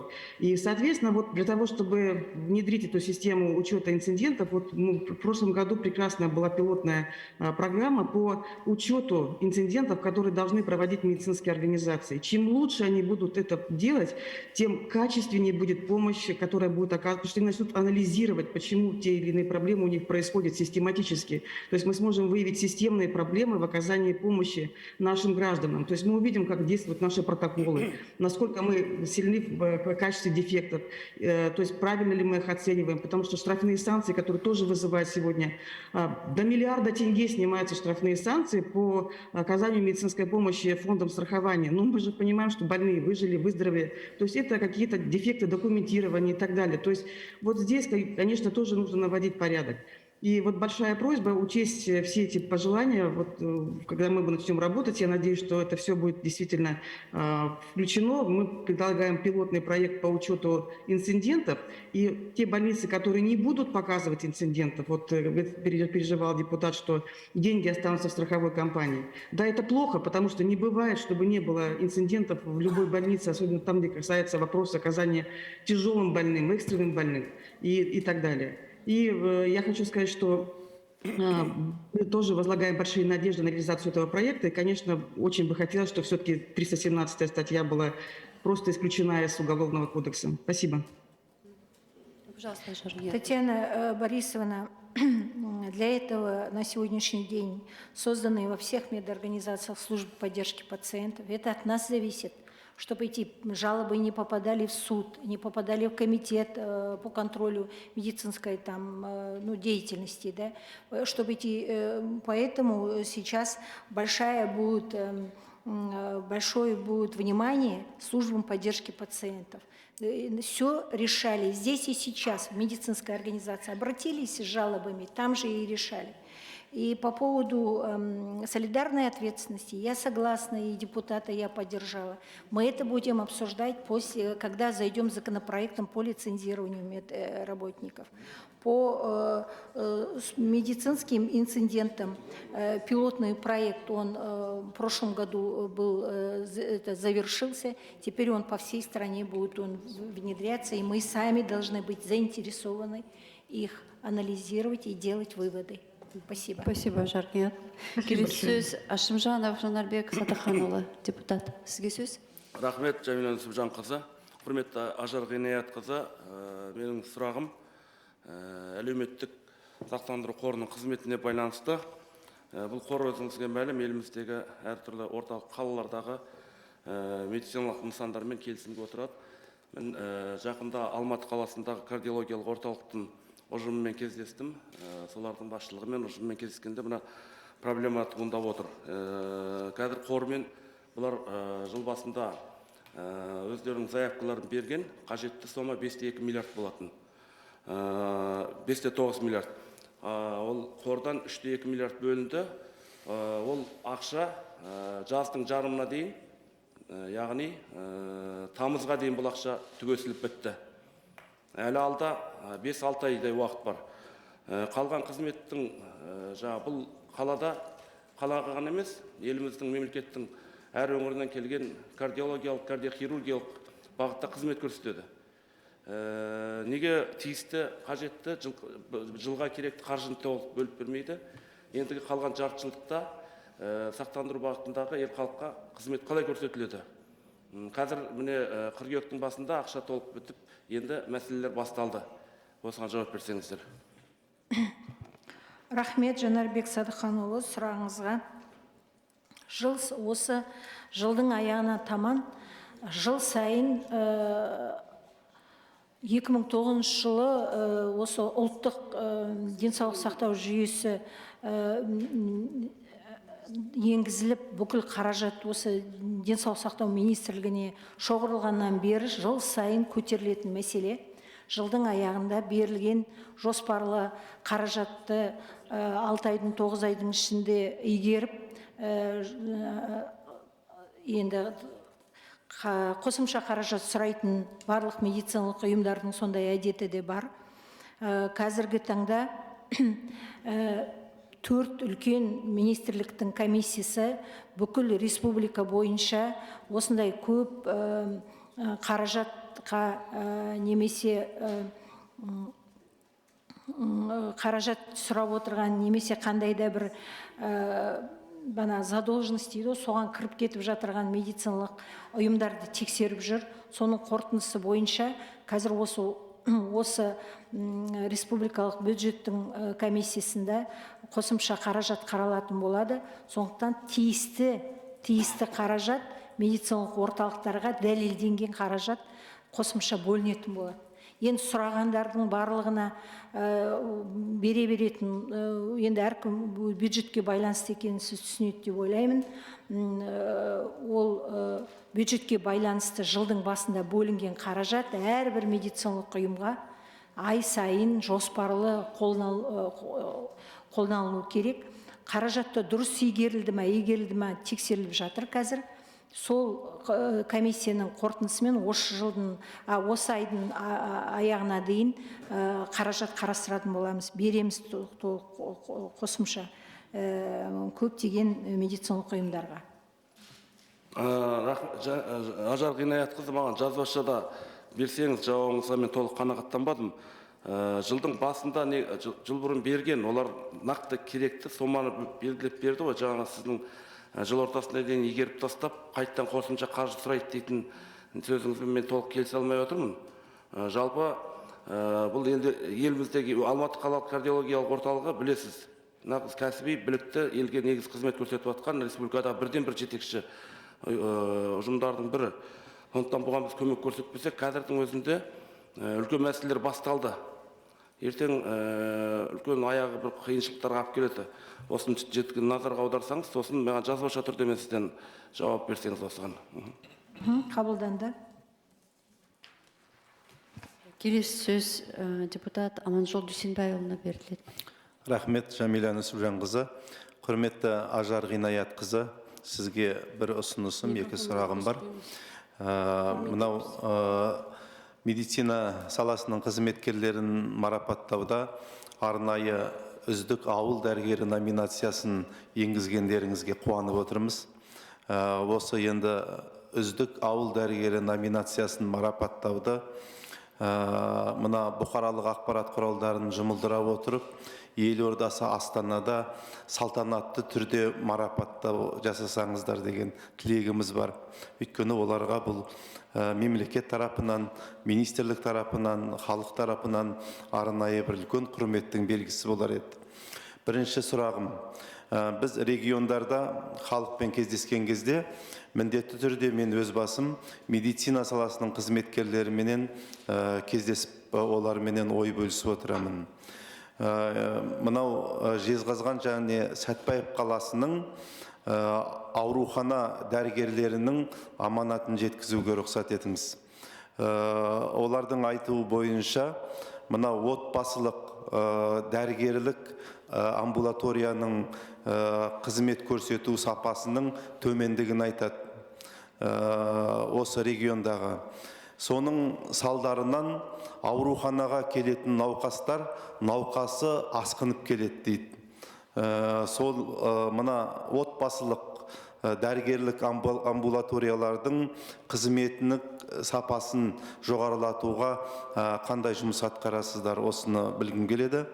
Екінші сұрақ, мына ауыл дәрігерлерінің жедел жәрдем көліктерінің әбден ескіргендігі белгілі көп ауылдарда. Осы ауыл дәрігерлерінің арнайы жабдықталған жедел жәрдем көліктерін жаңартуға қандай жұмыс жоспарлап отырсыздар? Рахмет. Рахмет, сұрағыңызға Аманжол Дүйсенбайұлы. Сіздің тілегіңізді қабыл аламыз. Осы ең бірінші біздің елімізде Берлин деп тұрған Қазақстан еңбек сіңірген дәрігері деген атақта, ең жоғарғы атақ. Ең үздік ауыл дәрігері, тағы да үздік ауыл дәрігерлері мен медициналық қызметкерлері осы ел ордасында марапатталатын болады. сіздерді де бұл күнге медицина қызметкерлер күн тойлайтын күні беріледі. Негізі жылына бір рет. Сіздерде соған шақырамыз. Енді сұрағыңыз бойынша мына Жезқазған қаласының денсаулық сақтау саласының орташа екенін білемін. Қазірде осы жаңа облыстың әкімімен бірігіп, осы денсаулық сақтау саласын қалай көтереміз деп бірігіп жұмыс жасап жатырмыз. Мына дәрігерлік амбулаториядағы дәрігерлердің сапасы төмен деп айтып жатырсыз. Енді қазіргі кезде олар мамандырылған, жақалтасында дипломы бар маман. Сондықтан біз енді олардың білімін жетілдіру, тек оқыту, ол үшін әрбір олардың көрсетіп отырған қызметінің тарифінде 10% олардың білімін жетілдіруге қаражат қаралған. 10%. Ол министрліктен немесе денсаулық сақтау басқармасына қаражат сұрап керек емес оларды оқыту үшін. Әрбір медициналық емхана болсын, аурухана болсын, жасалып жатқан әрбір қызметтің 10% осы медициналық қызметкерлерінің білімін жетілдіруге салынғандықтан оларда қаражат қарастырылған. Енді біздер өзіміз 5 бағытты осы халықтың осындай өтініші бізге де келіп түседі ғой. Соны қарастырып, 5 бағыт бойынша соларға сондай оқыту программасын жасап, образовательный программа дейді. Мысалы, сонда отырған терапевтің немесе жалпы дәрігердің, практикалық дәрігердің онкологиялық ауруларды өткізіп алмау үшін қандай онконасторожность дейді. Сол бір бағыт программа жасадық. Жүрек қан тамырлары ауруларын қалай білу керек, қалай диагноз қою керек, оны қалай емдеу керек, қалай асқындырмау керек. Екінші программа сөйтіп 3-4 программа жасап, жаппай оқытып жатырмыз. Бұл жұмысты жалғастыратын боламыз. Тек сапаны тек солай оқыту арқылы көтер аламыз. Енді жедел жәрдем көмек жөнінде осы 2 жылдың ішінде біздер жедел жәрдем станцияларындағы барлық көлікке керекті санын жаптық. Былтыр 3000-ға таман жедел жәрдем көлігі сатылып алынды, биыл 3000-ға таман. Енді ауылдық медицина, ауылдық фельдшерлік пункттер, медициналық пункттер, дәрігерлік амбулаторияларға осы көлікпен қамтамасыз ету жұмысымен айналысамыз келесі жылдан бастап. Және де президентіміздің тапсырмасы бар, бүкіл ауылдық медицинаны жетілдіру, модернизацияны өткізу деген. Соған байланысты келесі жылдан бастап 600-ден астам елді мекендерде жаңа медициналық мекемелер салынатын болады. Оның ішінде барлық медициналық құрал жабдығы, автокөлігі бәрімен қамтамасыз етілетін болады. Ол тек салу емес, сонымен қатар бүкіл ауылдық медицинадан бастап медициналық көмекті қалай жасау керек, оны қалай тексеріп отыру керек, ол медицина қандай мониторинг жасап отыру керек, сол бойынша құқықтық актілер дайындап жатырмыз. Тиянақты жауабыңызға рахмет. Мен енді жаңа жедел жәрдем көлігі дегенді дұрыс жеткізбей отқан шығармын. Менің жаңа өзіңіз дұрыс жауап беріп кеттіңіз. Ауылдағы дәрігерлердің науқастанған адамды аудан орталығына апаратын көліктері ғой. Рахмет. Рахмет. Келесі сөз депутат Омарбекова Жанат Анубекқызына беріледі. Рахмет, құрметті Жамиля Нуршановна. У меня вопрос, Ажар Гинаятовна, к вам. Да, действительно, это необходимая норма страхования медицинских работников. Мы знаем очень много казусов, очень много обращений. Ну, я думаю, что медицинские работники это ждут, защиту в свой адрес, да.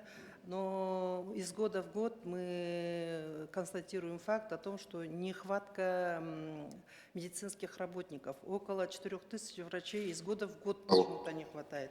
Хотя до 4000 мы выпускаем медицинских специалистов.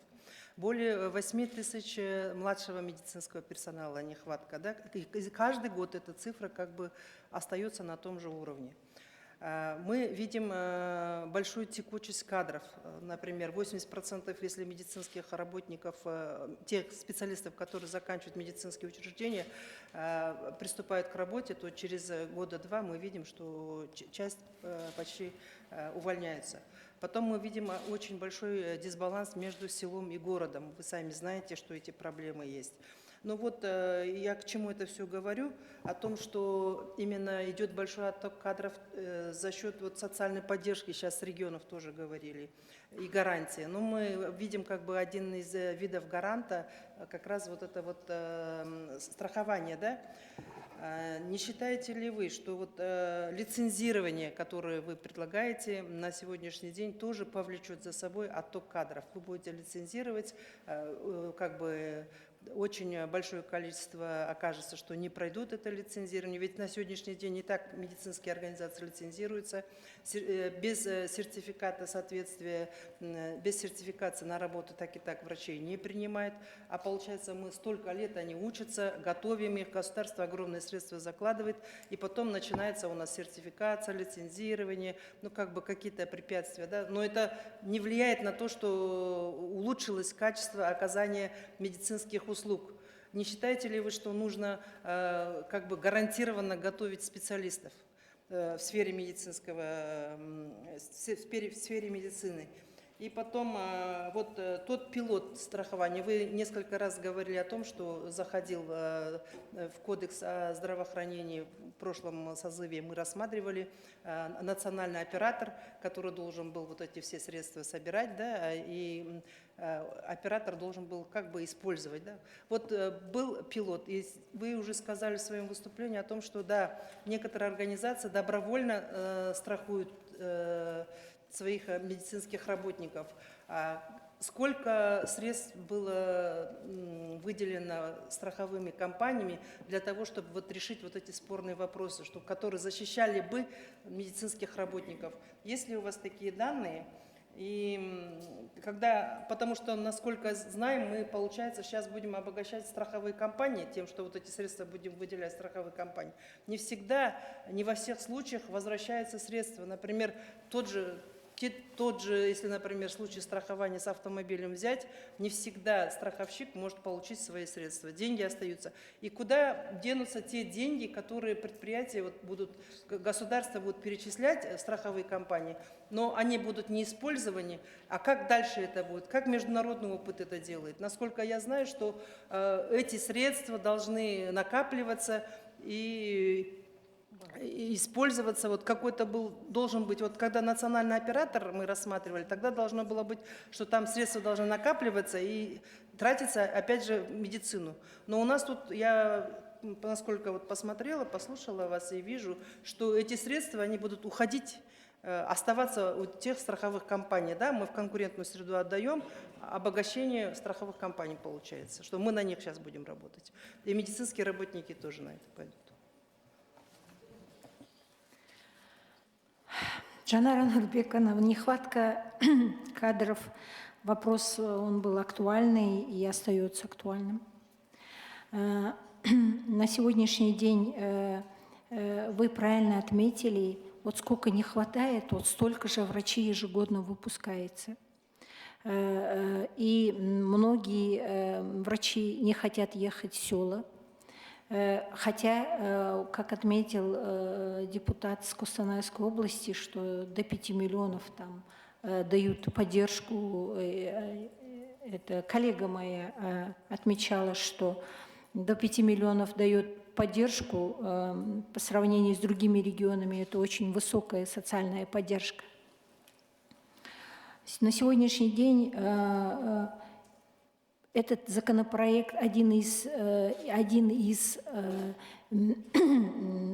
примеров, когда надо, вот, чтобы врачи шли и, обучаясь, имея диплом, не оставляли свою профессию. Они должны быть уверены в своем будущем.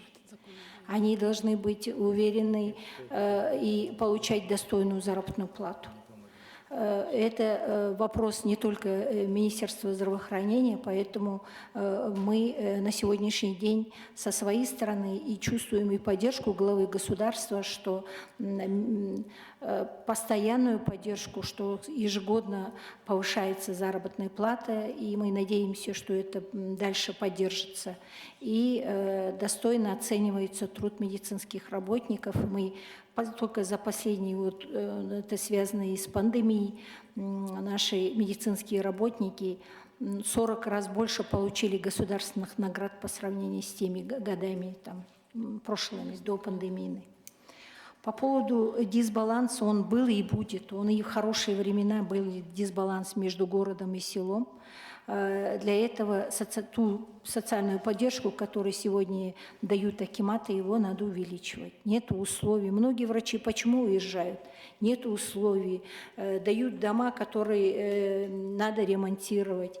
Или холодно, или нет условий для медицинских работников. Они, обучаясь 10 лет в основных крупных городах республики, они же видят, какие клиники есть, какие есть условия. И многие родители даже на село не хотят отпускать. Поэтому нам, наверное, здесь совместно вместе надо повышать социальную поддержку медработников, особенно на селе.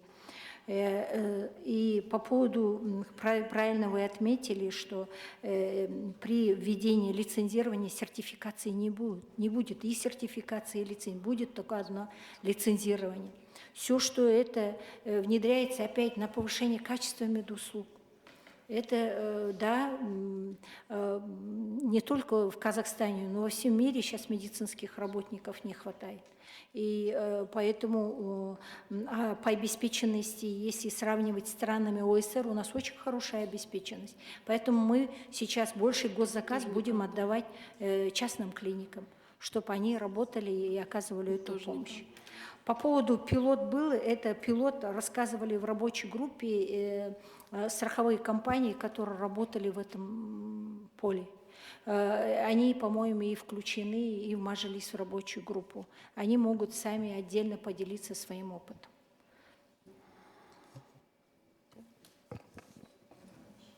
Вы хотели уточнить, да, Жан? Возврат. Это тоже у них надо финансовые вот это. Как будет возврат средств?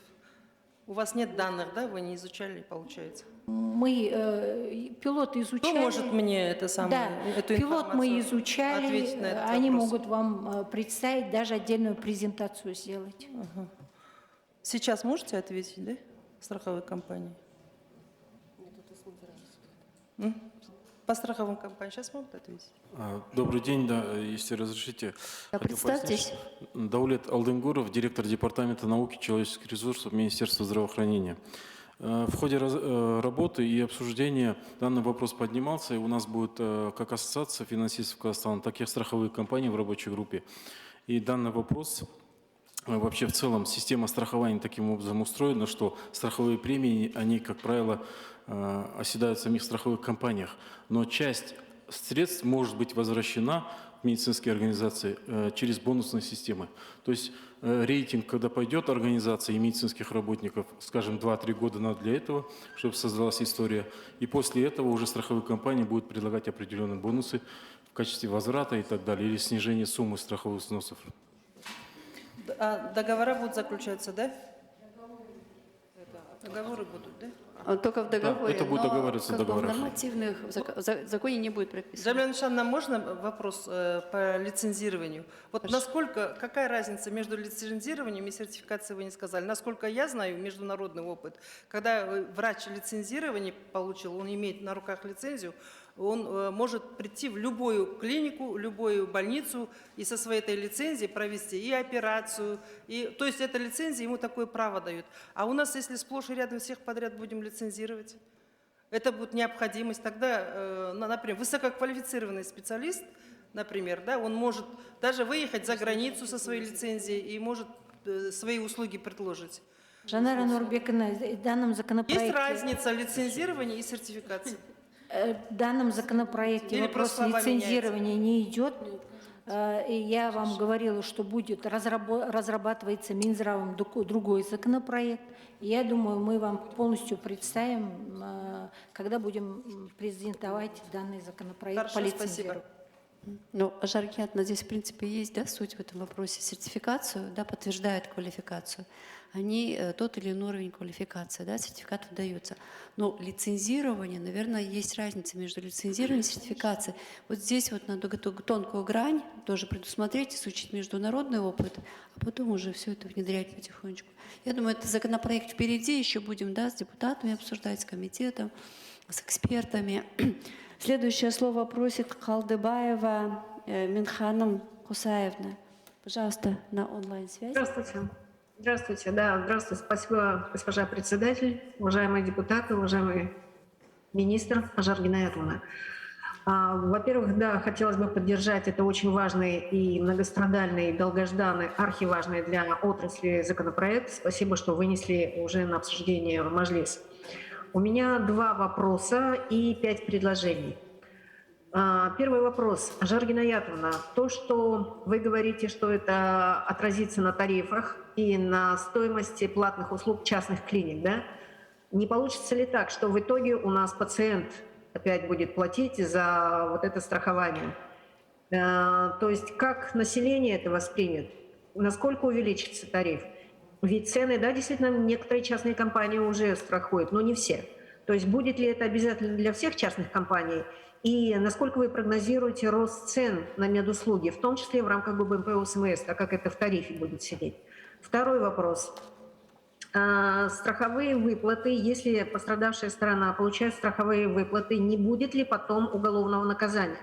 С одной стороны, вроде бы, зачем тогда страхование, если уголовное наказание все равно у нас остается? С другой стороны, если это инцидент произошел по халатности, то понятно, что потерпевшая сторона даже при уголовном наказании будет требовать возмещения, потому что зачастую это может быть кормилец семьи пострадал, да? То есть будет ли и выплата, и уголовное наказание? Это вот 2 вопроса. Теперь касательно предложений. У меня предложение как нашему министерству, так и депутатам, потому что действительно министерство в ходе предыдущих рабочих групп с различными госорганами, оно отстаивало именно декриминализацию и исключение 317 статьи, но, к сожалению, министерство не всесильно. Поэтому мы обращаемся от имени неправительственного сектора, от имени медицинской общественности к депутатам, чтобы все-таки вот эту 317 статью исключить из Уголовного кодекса. Почему? Потому что в Уголовном кодексе есть иные статьи. Мы не отрицаем того факта, что действительно инциденты могут быть чисто по халатности врача, ни для кого не секрет, например, в алкогольном опьянении. Да? Конечно, здесь уголовное наказание должно быть, но для этого есть другие статьи. Зачем 317-ю? Под эту 317-ю статью попадают все врачи. А доказать, это смерть или вред здоровью был предотвратим или не предотвратим, очень сложно. К тому же, это, видите, этот вопрос очень тесно связан с экспертизой. А вот эта экспертиза, она тоже вызывает очень много нареканий со стороны профессионального сообщества. Поэтому это очень сложный вопрос. В том числе и экспертиза по судмедэкспертиза. Это очень щепетильно, очень сложный и неоднозначный вопрос. Поэтому 317 статью надо исключать. Поэтому мы очень просим депутатов, особенно депутатов-медиков, поддержать профессиональное сообщество. Второе предложение. Оно, может быть, не касается именно данного законопроекта, но мы говорим о социальной поддержке медицинских работников. Ковид показал, насколько это важно, насколько это готовность нашей медицинской службы и наличие, то есть количество наших медиков влияет на национальную и государственную безопасность. Поэтому мы предлагаем в перспективе рассмотреть, я не знаю, в этом законопроекте или еще в каком-то, рассмотреть вопрос о льготном жилищном кредитовании медицинских работников, как, например, по военным. Мы все признаем, что врачебные ошибки и выгорание, профессиональное выгорание возникает в том числе из-за того, что врач и медсестра вынуждены работать на 2-3 работах. Не от хорошей жизни, от того, что им не хватает зарплаты, от того, что им не хватает на покрытие ипотеки, от того, что у нас в село или в районы не едут медики, потому что это вопрос. Минхан Касаевна, очень хорошее предложение у вас, да, вы можете в письменной форме, да, передать руководителю, руководителю рабочей группы, так, И, да, и вот на ваши вопросы сейчас Ажар Гениятовна ответит. Сейчас, минуту, можно еще два последних предложения? Это льготное пенсионное Минханум обеспечение. Касаевна, Сейчас у нас, проект. извините, пожалуйста, у нас просто регламент, 1,5 часа работы, да, вообще вот как бы предусмотрено. Но мы сейчас дадим возможность еще тем, кто хотят задать вопросы в зале. Пожалуйста, будьте как бы, да, конкретны в своих вопросах. Общие какие-то предложения, если есть, можно в письменной форме. Еще будут заседания рабочей группы, будет возможность у всех еще высказаться, значит, обосновать свое мнение, да, поработать с депутатами, обсудить. Эта возможность будет, и эта работа вся впереди. Сегодня только презентация. Хорошо? Хорошо, спасибо. Угу. Пожалуйста. Спасибо за вопрос, Минханум Кусаевна. Мы увеличение тарифов медуслуг не прогнозируем, так как видим, что незначительные 0,27 это незначительное повышение, поэтому, а в частных компаниях они находятся в конкурентной среде, также у них в тарифе имеется и прибыли, и другие расходы, поэтому таких резких скачков цен не будет. А по второму вопросу вы упомянули по поводу, что могут ли выплаты быть по халатности. По халатности это другая статья. Нет, если выплаты и уголовное наказание, будет ли и выплаты, и уголовное наказание медработника? То есть Не, его мы все в равно договоре хотим отразить и в законопроекте, что кто получил выплаты, что он не будет обращаться в суд. И в договоре это тоже норма будет. А халатность это вообще другая статья, не 317, поэтому я думаю, это другая статья. По халатности будут нести уголовную ответственность врачи и медработники. Спасибо большое. Келесі сөз Тажибай Бақытжан Арыновичқа беріледі. Сізге сөз. Қайырлы құрметті әріптестер, Бақытжан Арынұлы, Тажибай, профсоюз работников здравоохранения Ахниет. Я принимал участие в работе рабочей группы. Ну и хочу сказать свое определенное сожаление, потому что мы давали очень много предложений, и эти предложения не прошли. И в конечном итоге, если привести как заключение, я считаю, что в той редакции, которая сейчас предлагается законопроект, он на самом деле не защищает медицинских работников вовсе, потому что вот были заданы вопросы по поводу того, что будут ли выплачиваться возмещения пациентам, да, и при наличии вины. То есть получается, что в законопроекте четко указано, что необходимо доказательство вины медицинского работника. То есть если есть вина, то будет выплата и соответствующим образом. Это говорит о том, что вся та норма, которая сейчас присутствует, на самом деле не обеспечивает ту задачу, которая была поставлена по юридической и финансовой защите медицинских работников. Получается, что медицинский работник несет уголовное преследование, его наказывают, и в то же время будет и выплата. При этом пациент тоже должен ждать, пока докажут, что медицинский работник, врач был виновен в нанесении ущерба. То есть именно редакция в данном случае именно так и звучит.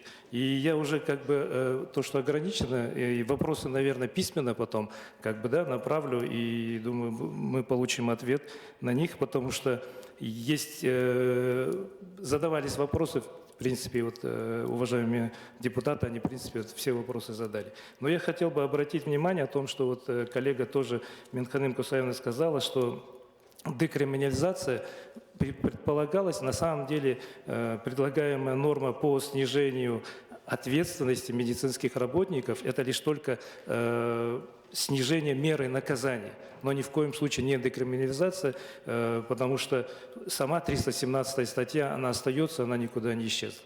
Вот. И логическая цепочка, которая предложена как доказательство того, что необходимо снижать эти меры наказания, звучат как страх высокой ответственности медиков, принуждают их уходить с профессии. На самом деле медиков наказывают без учета этой высокой ответственности за жизнь и здоровье пациента. Поэтому существующая практика и создала такие жесткие преграды для улучшения качества медицинских услуг через ограничение возможностей устранения организационных и клинических ошибок при оказании медицинской помощи. Уважаемые наши юристы, да, когда участвовали в круглых столах, они говорили о том, что убедительные обоснования для того, чтобы провести декриминализацию, это понятие как обоснованный риск и крайняя необходимость, которые уже присутствуют в Уголовном кодексе, их и необходимо было использовать. Потому что для привлечения к уголовной ответственности является именно сознательное совершение общественно опасного деяния. Вот. И поэтому мы считаем, что в Уголовном кодексе не должны применяться наказания к процессу оказания медицинской помощи любого уровня и любого направления медицины. Что касается как предложения, то, соответственно, в законопроекте должны были быть предусмотрены о том, чтобы работодатели создавали достойные условия труда для качественной медицинской помощи. Частью этих обязательств также будет профессиональная подготовка и жесткое регулирование допуска клинической практики медицинских работников, то есть повышение ответственности медицинского работника.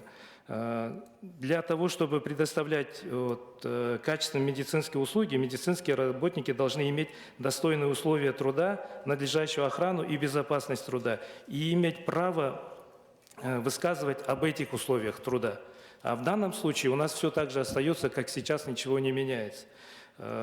И регулирование ответственности врачей, их допуском к клинической работе, считаем, должны осуществлять профессиональные ассоциации, комиссии и отдельные службы. Также хочу как предложение особо отметить, это наши юристы профсоюза, они отмечали, что необходимо полностью исключить возможность суброгации по данному виду страхового продукта. Вот в вопросах, когда касалось, к сожалению, в самом законопроекте этого нету, я хочу особо тоже обратить внимание, что нету тех алгоритмов, механизмов выплаты страховой компании. То есть при каких случаях и на основании какого документа страховая компания будет выплачивать это возмещение ущерба пациенту. К сожалению, этого в законопроекте нет. Спасибо за вопрос, Бахчан Арвинович. Я думаю, Заина Айдархановна, вы же в составе рабочей группы у нас, да? Да, вот вы, я думаю, обсудите более детально. Сейчас ответ Жаргинаятовна. Да, здесь у Бахчана Арынулы есть предложение. Очень много в законопроекте были нормы, при согласовании с госорганами были исключены, поэтому вы в составе рабочей группы, у вас есть возможность поработать уже в Мажилисе. Спасибо. Келесі сөз Жұлдыз Досбергенқызы, сізге депутат Сүлейменова. Рахмет, құрметті Жамиля Нүсіпжанқызы. Құрметті Ажар Ғинаятқызы, енді салада проблемалық мәселелер өте көп екендігін жақсы білеміз. Аманат партиясы фракциясының және Аманат партиясы жанындағы денсаулық сақтау мәселелері жөнінде қоғамдық кеңестің осы жерде бірнеше мүшелері де мәселені көтеріп жатыр. Негізі нәтижелі болуға атсалысатындығымызды атап өткіміз келеді, бірақ десе де мемлекет басшысы Қасым-Жомарт Кемелұлы Тоқаев жалпы жаздағы үкіметтің кеңейтілген отырысында мынандай мәселе қойды. Денсаулық сақтау саласына қаржыны қаншалықты көп бөлгенімізбен проблема шешілмей жатыр. Оның ішінде созылмалы, жұқпалы аурулардан өлім көбейіп отыр. Аталған көрсеткіш бізде ОЕСР мемлекеттерімен салыстырғанда да ең жоғарғы көрсеткішті көрсетіп отыр деді. Бүгінгі заң жобасы бұл үш бағытты қамтиды. Жаңа біріншісі бұл әрине медициналық қызметке қолжетімділікті қамтамасыз ету, екінші бағыт медициналық қызметтің сапасын көтеру, үшінші бағыт медициналық қызметкерлердің жұмысының жауапкершілігін арттыру. Осы ретте сіз өз сөзіңізде айттыңыз, бұл заңды қабылдауға қажеттілік бар. Өйткені бұл үздік тәжірибе, біз қордаланған мәселелерімізді шешуді сол дүниеден көріп тұрмыз дедік. Бірақ соңғы 30 жылда көптеген үздік тәжірибе деп енгізген дүниелеріміз керісінше бізге үздік нәтиже бермей отыр. Қолымыздағы бар дүниені одан әрі жойып алуымызға әкеліп отыр. Бұған себеп өзіңіз де білесіз, біз көптеген аудан, ауылдық жердегі медицина қызметкерлерімен кездесіп жүрміз. Көпшілігі мына қаражаттың жетіспеушілігіне байланысты дәрменсіз екендіктерін айтады, шарасыздықтарын айтып жатыр. Менің ойымша, бұл заң жобасы жалпы қазіргі медициналық қызметкерлердің мәртебесін көтеруге жұмыс жасау керек. Қазіргі таңда көптеген медицина қызметкерлеріне сұраныс өте көп. Мен өзім білетін 10 шақты танысымның өзі соңғы 5 жылда Чехиядан Словакияға дейін, Латвияға дейін кетіп қалды жұмысқа. Бәрі біздің Батыс Қазақстанның медицина университетін тәмамдап. Сәйкесінше бізде білім жақсы, бірақ біз оларға қызметін сапалы жүзеге асыруына ешқандай бір дұрыс тетік жасамай отырмыз деген сөз. Сондықтан бұл заң жобасының жалпы біздің утечканың азайтуына, білімді медициналық қызметкерлердің бұдан әрі кетпеуіне қандай кепілдеме береді? Біздің тарапта қандай ұсынысыңыз бар? Біз қалай медицина саласындағы қызметтің сапасын көтеруге және медицина қызметкерлерінің мәртебесін жоғарылатуға қалай сізге көмектесе аламыз? Рахмет. Рахмет, Жұлдыз Өспіргеніне. Енді осы пандемия жылдарында халықтың денсаулығының көрсеткішінің өте нашар болып кеміп кеткені бәрімізге белгілі. Осы жылдың бірінші жарты жылдығында ең бірінші рет соңғы осы 2 жыл жарымның ішінде ең бірінші рет халықтың денсаулығының көрсеткіштері салыстырмалы түрде жақсарып, өлім жітім халықтың арасында осы 7 айдың ішінде былтырмен салыстырғанда 15%-ға төмендеп отыр. Барлық жағынан да, соның ішінде бана сіз айтып кеткен хроникалық, инфекциялық емес созылмалы аурулардың да өлім жітім азайып отыр. Оның ішінде жүрек қан тамырлар ауруы бар, әртүрлі онкологиялық аурулар бар, мына тыныс демалу аурулары бар. Барлық аурулардан өлім жітім осы өткен айлардың ішінде 7 ай деп айтып отырғаным, бұл осы біздің ұлттық статистиканың бюросының ресми саныменен айтып отырмын. Сондықтан барлық денсаулық сақтау саласының штаттық режимде жұмыс жасауы, барлық медициналық көмектің барлық жерде көмек түпкейлі жұмыс жасап жатырғанның өзі халықтың денсаулығының жақсартуына алып келіп жатыр. Енді үздік тәжірибелер қанша елімізде жақсы үздік тәжірибелердің де өте жақсы енгізіліп жатырғанын айтып кету керек. Алға жылжу керек. Жақсы тәжірибелер болса енгізу керек, еліміз әрі қарай даму керек. Сондықтан бұл тәжірибе, бана сіз айтып кеткен дәрігерлердің мәртебесін көтеруге, олардың қорықпай жұмыс жасауына, олардың жауапкершілігі үшін, олар әрбір өздерінің қиын кезде көрсетілген еңбегі үшін қорықпай жұмыс жасап, әр жағында жауапкершілігі үшін медициналық ұйым бар. Медициналық ұйымдардан кейін тұрған институттар, бана мен айтып кеткен, пациентті қорғайтын институттар, медиация институттары, комитет, онан ары қарай жетіп жатса сақтандыру бана компаниялар бар, бірге жұмыс жасайтын. Ол жалғыз өзімен өзі қалмай, қазіргі кездерде солай болып жатыр ғой. Қандай да бір дәрігер сотталса, ол жалғыз қалып қойып жатыр.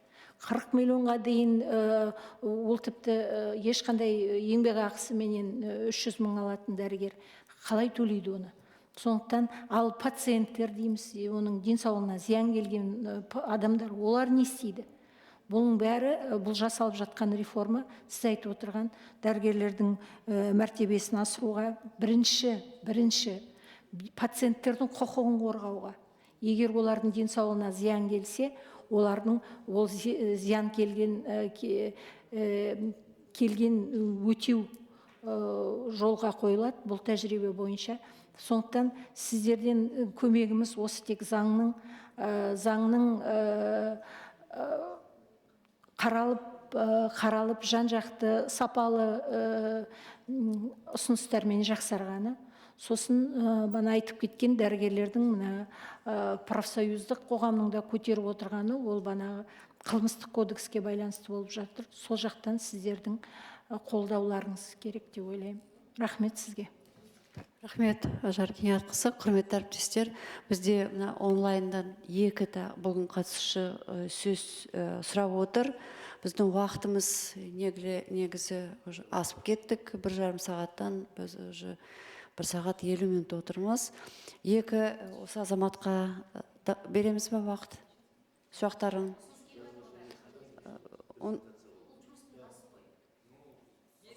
Берейік, біреуін онда берейік енді ақырын, тез арада.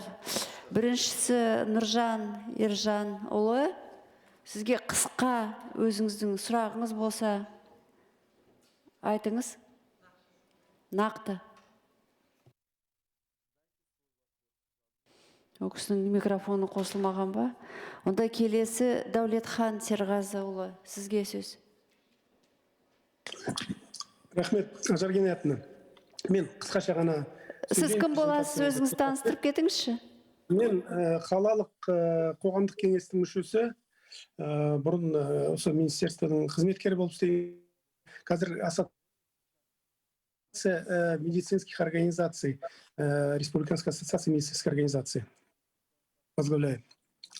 У меня два вопроса. Первый — это вопрос по судебно-медицинским экспертам. Вот в вашей презентации я не увидел места для судебно-медицинских экспертов. Они как-то выпали. Тогда как мы знаем, что основную роль в решении вопроса вот именно медицинских, нанесения телесных повреждений или там халатности и так далее, в основном зависит от судебно-медицинских экспертов. В данном случае я в презентации не увидел места судебно-медицинских экспертов. Сейчас, как мы знаем, медицинские эксперты, судебно-медицинские эксперты относятся к компетенции Министерства юстиции. Не пора ли вернуть медицинских экспертов в лоно Министерства здравоохранения? Потому что подготовка кадров очень ухудшилась, не говоря о магистратуре и резидентуре для судебно-медицинских экспертов. Это первый вопрос. Второй вопрос. Вы не коснулись вопроса медиации. Медиация тоже решает очень много вопросов. Если будет медиация и медиативное соглашение на уровне медицинских организаций, я думаю, что многие вопросы можно было бы снять. И, конечно же, очень хорошо, что вы развиваете службу внутреннего аудита, то есть службу защиты пациентов.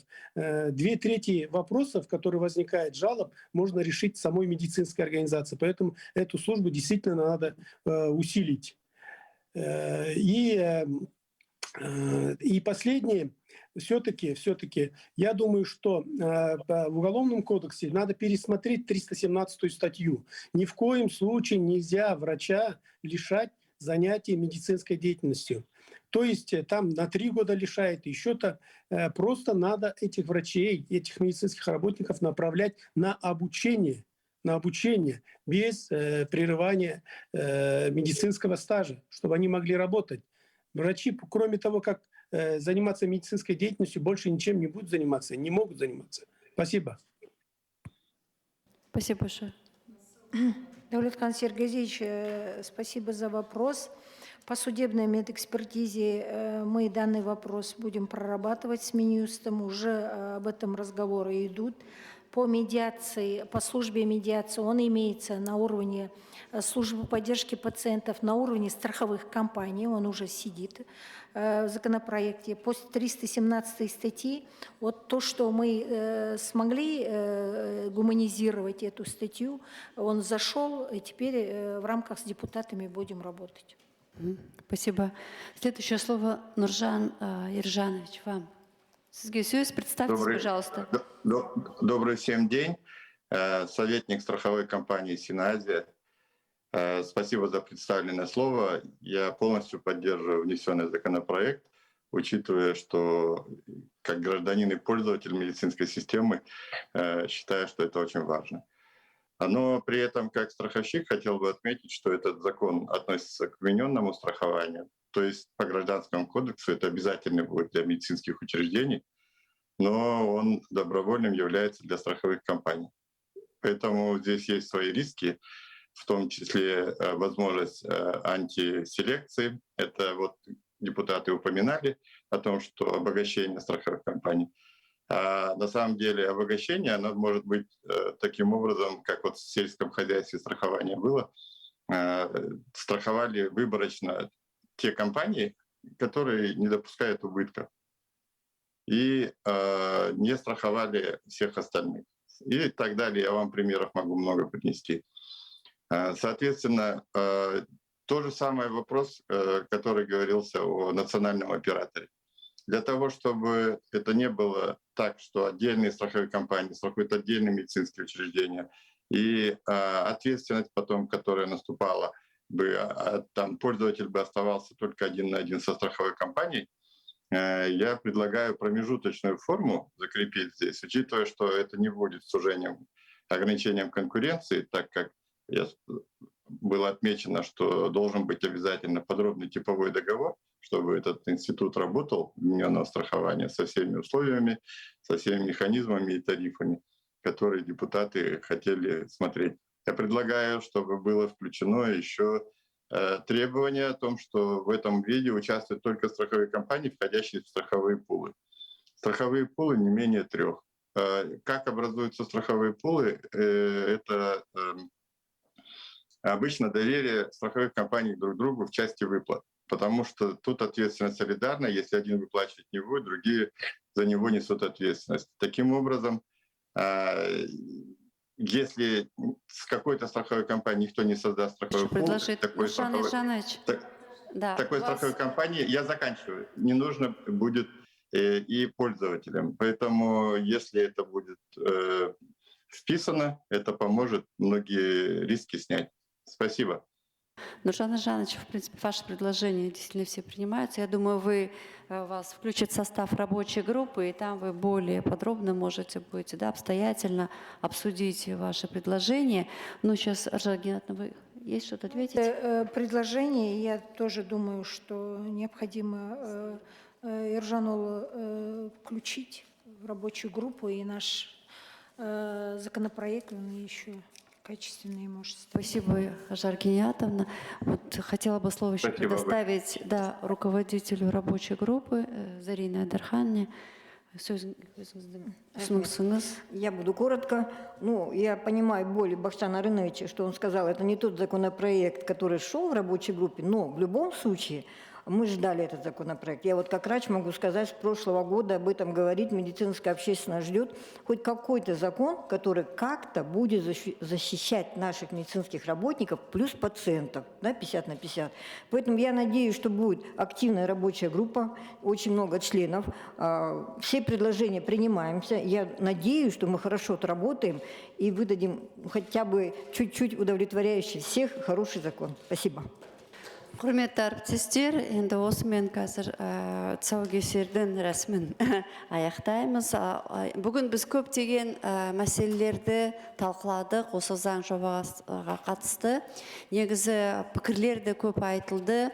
Оны Ажар Гениатовна осы мүдделі мемлекеттік органдардың өкілдері осы жұмыс тобында тікелей жұмыс істеген, өзіңіз де бақылап қарап отырасыңыз деп сондай ұсыныс береміз, солай болады деп ойлаймыз. Енді құрметті әріптестер, өздеріңіздің ұсыныстарыңыз болса, бүгін нақты сұрақтар да қойылды, тағы бір қалып қалған өздеріңіз ұсыныстарыңыз, ойларыңыз болса, осы жұмыс тобына қатысып, өз пікірлеріңізді айтып, соны талқылауға қатысыңыздар. Баршаңызға қатысқандарыңыз үшін көп рахмет. Сау болыңыздар.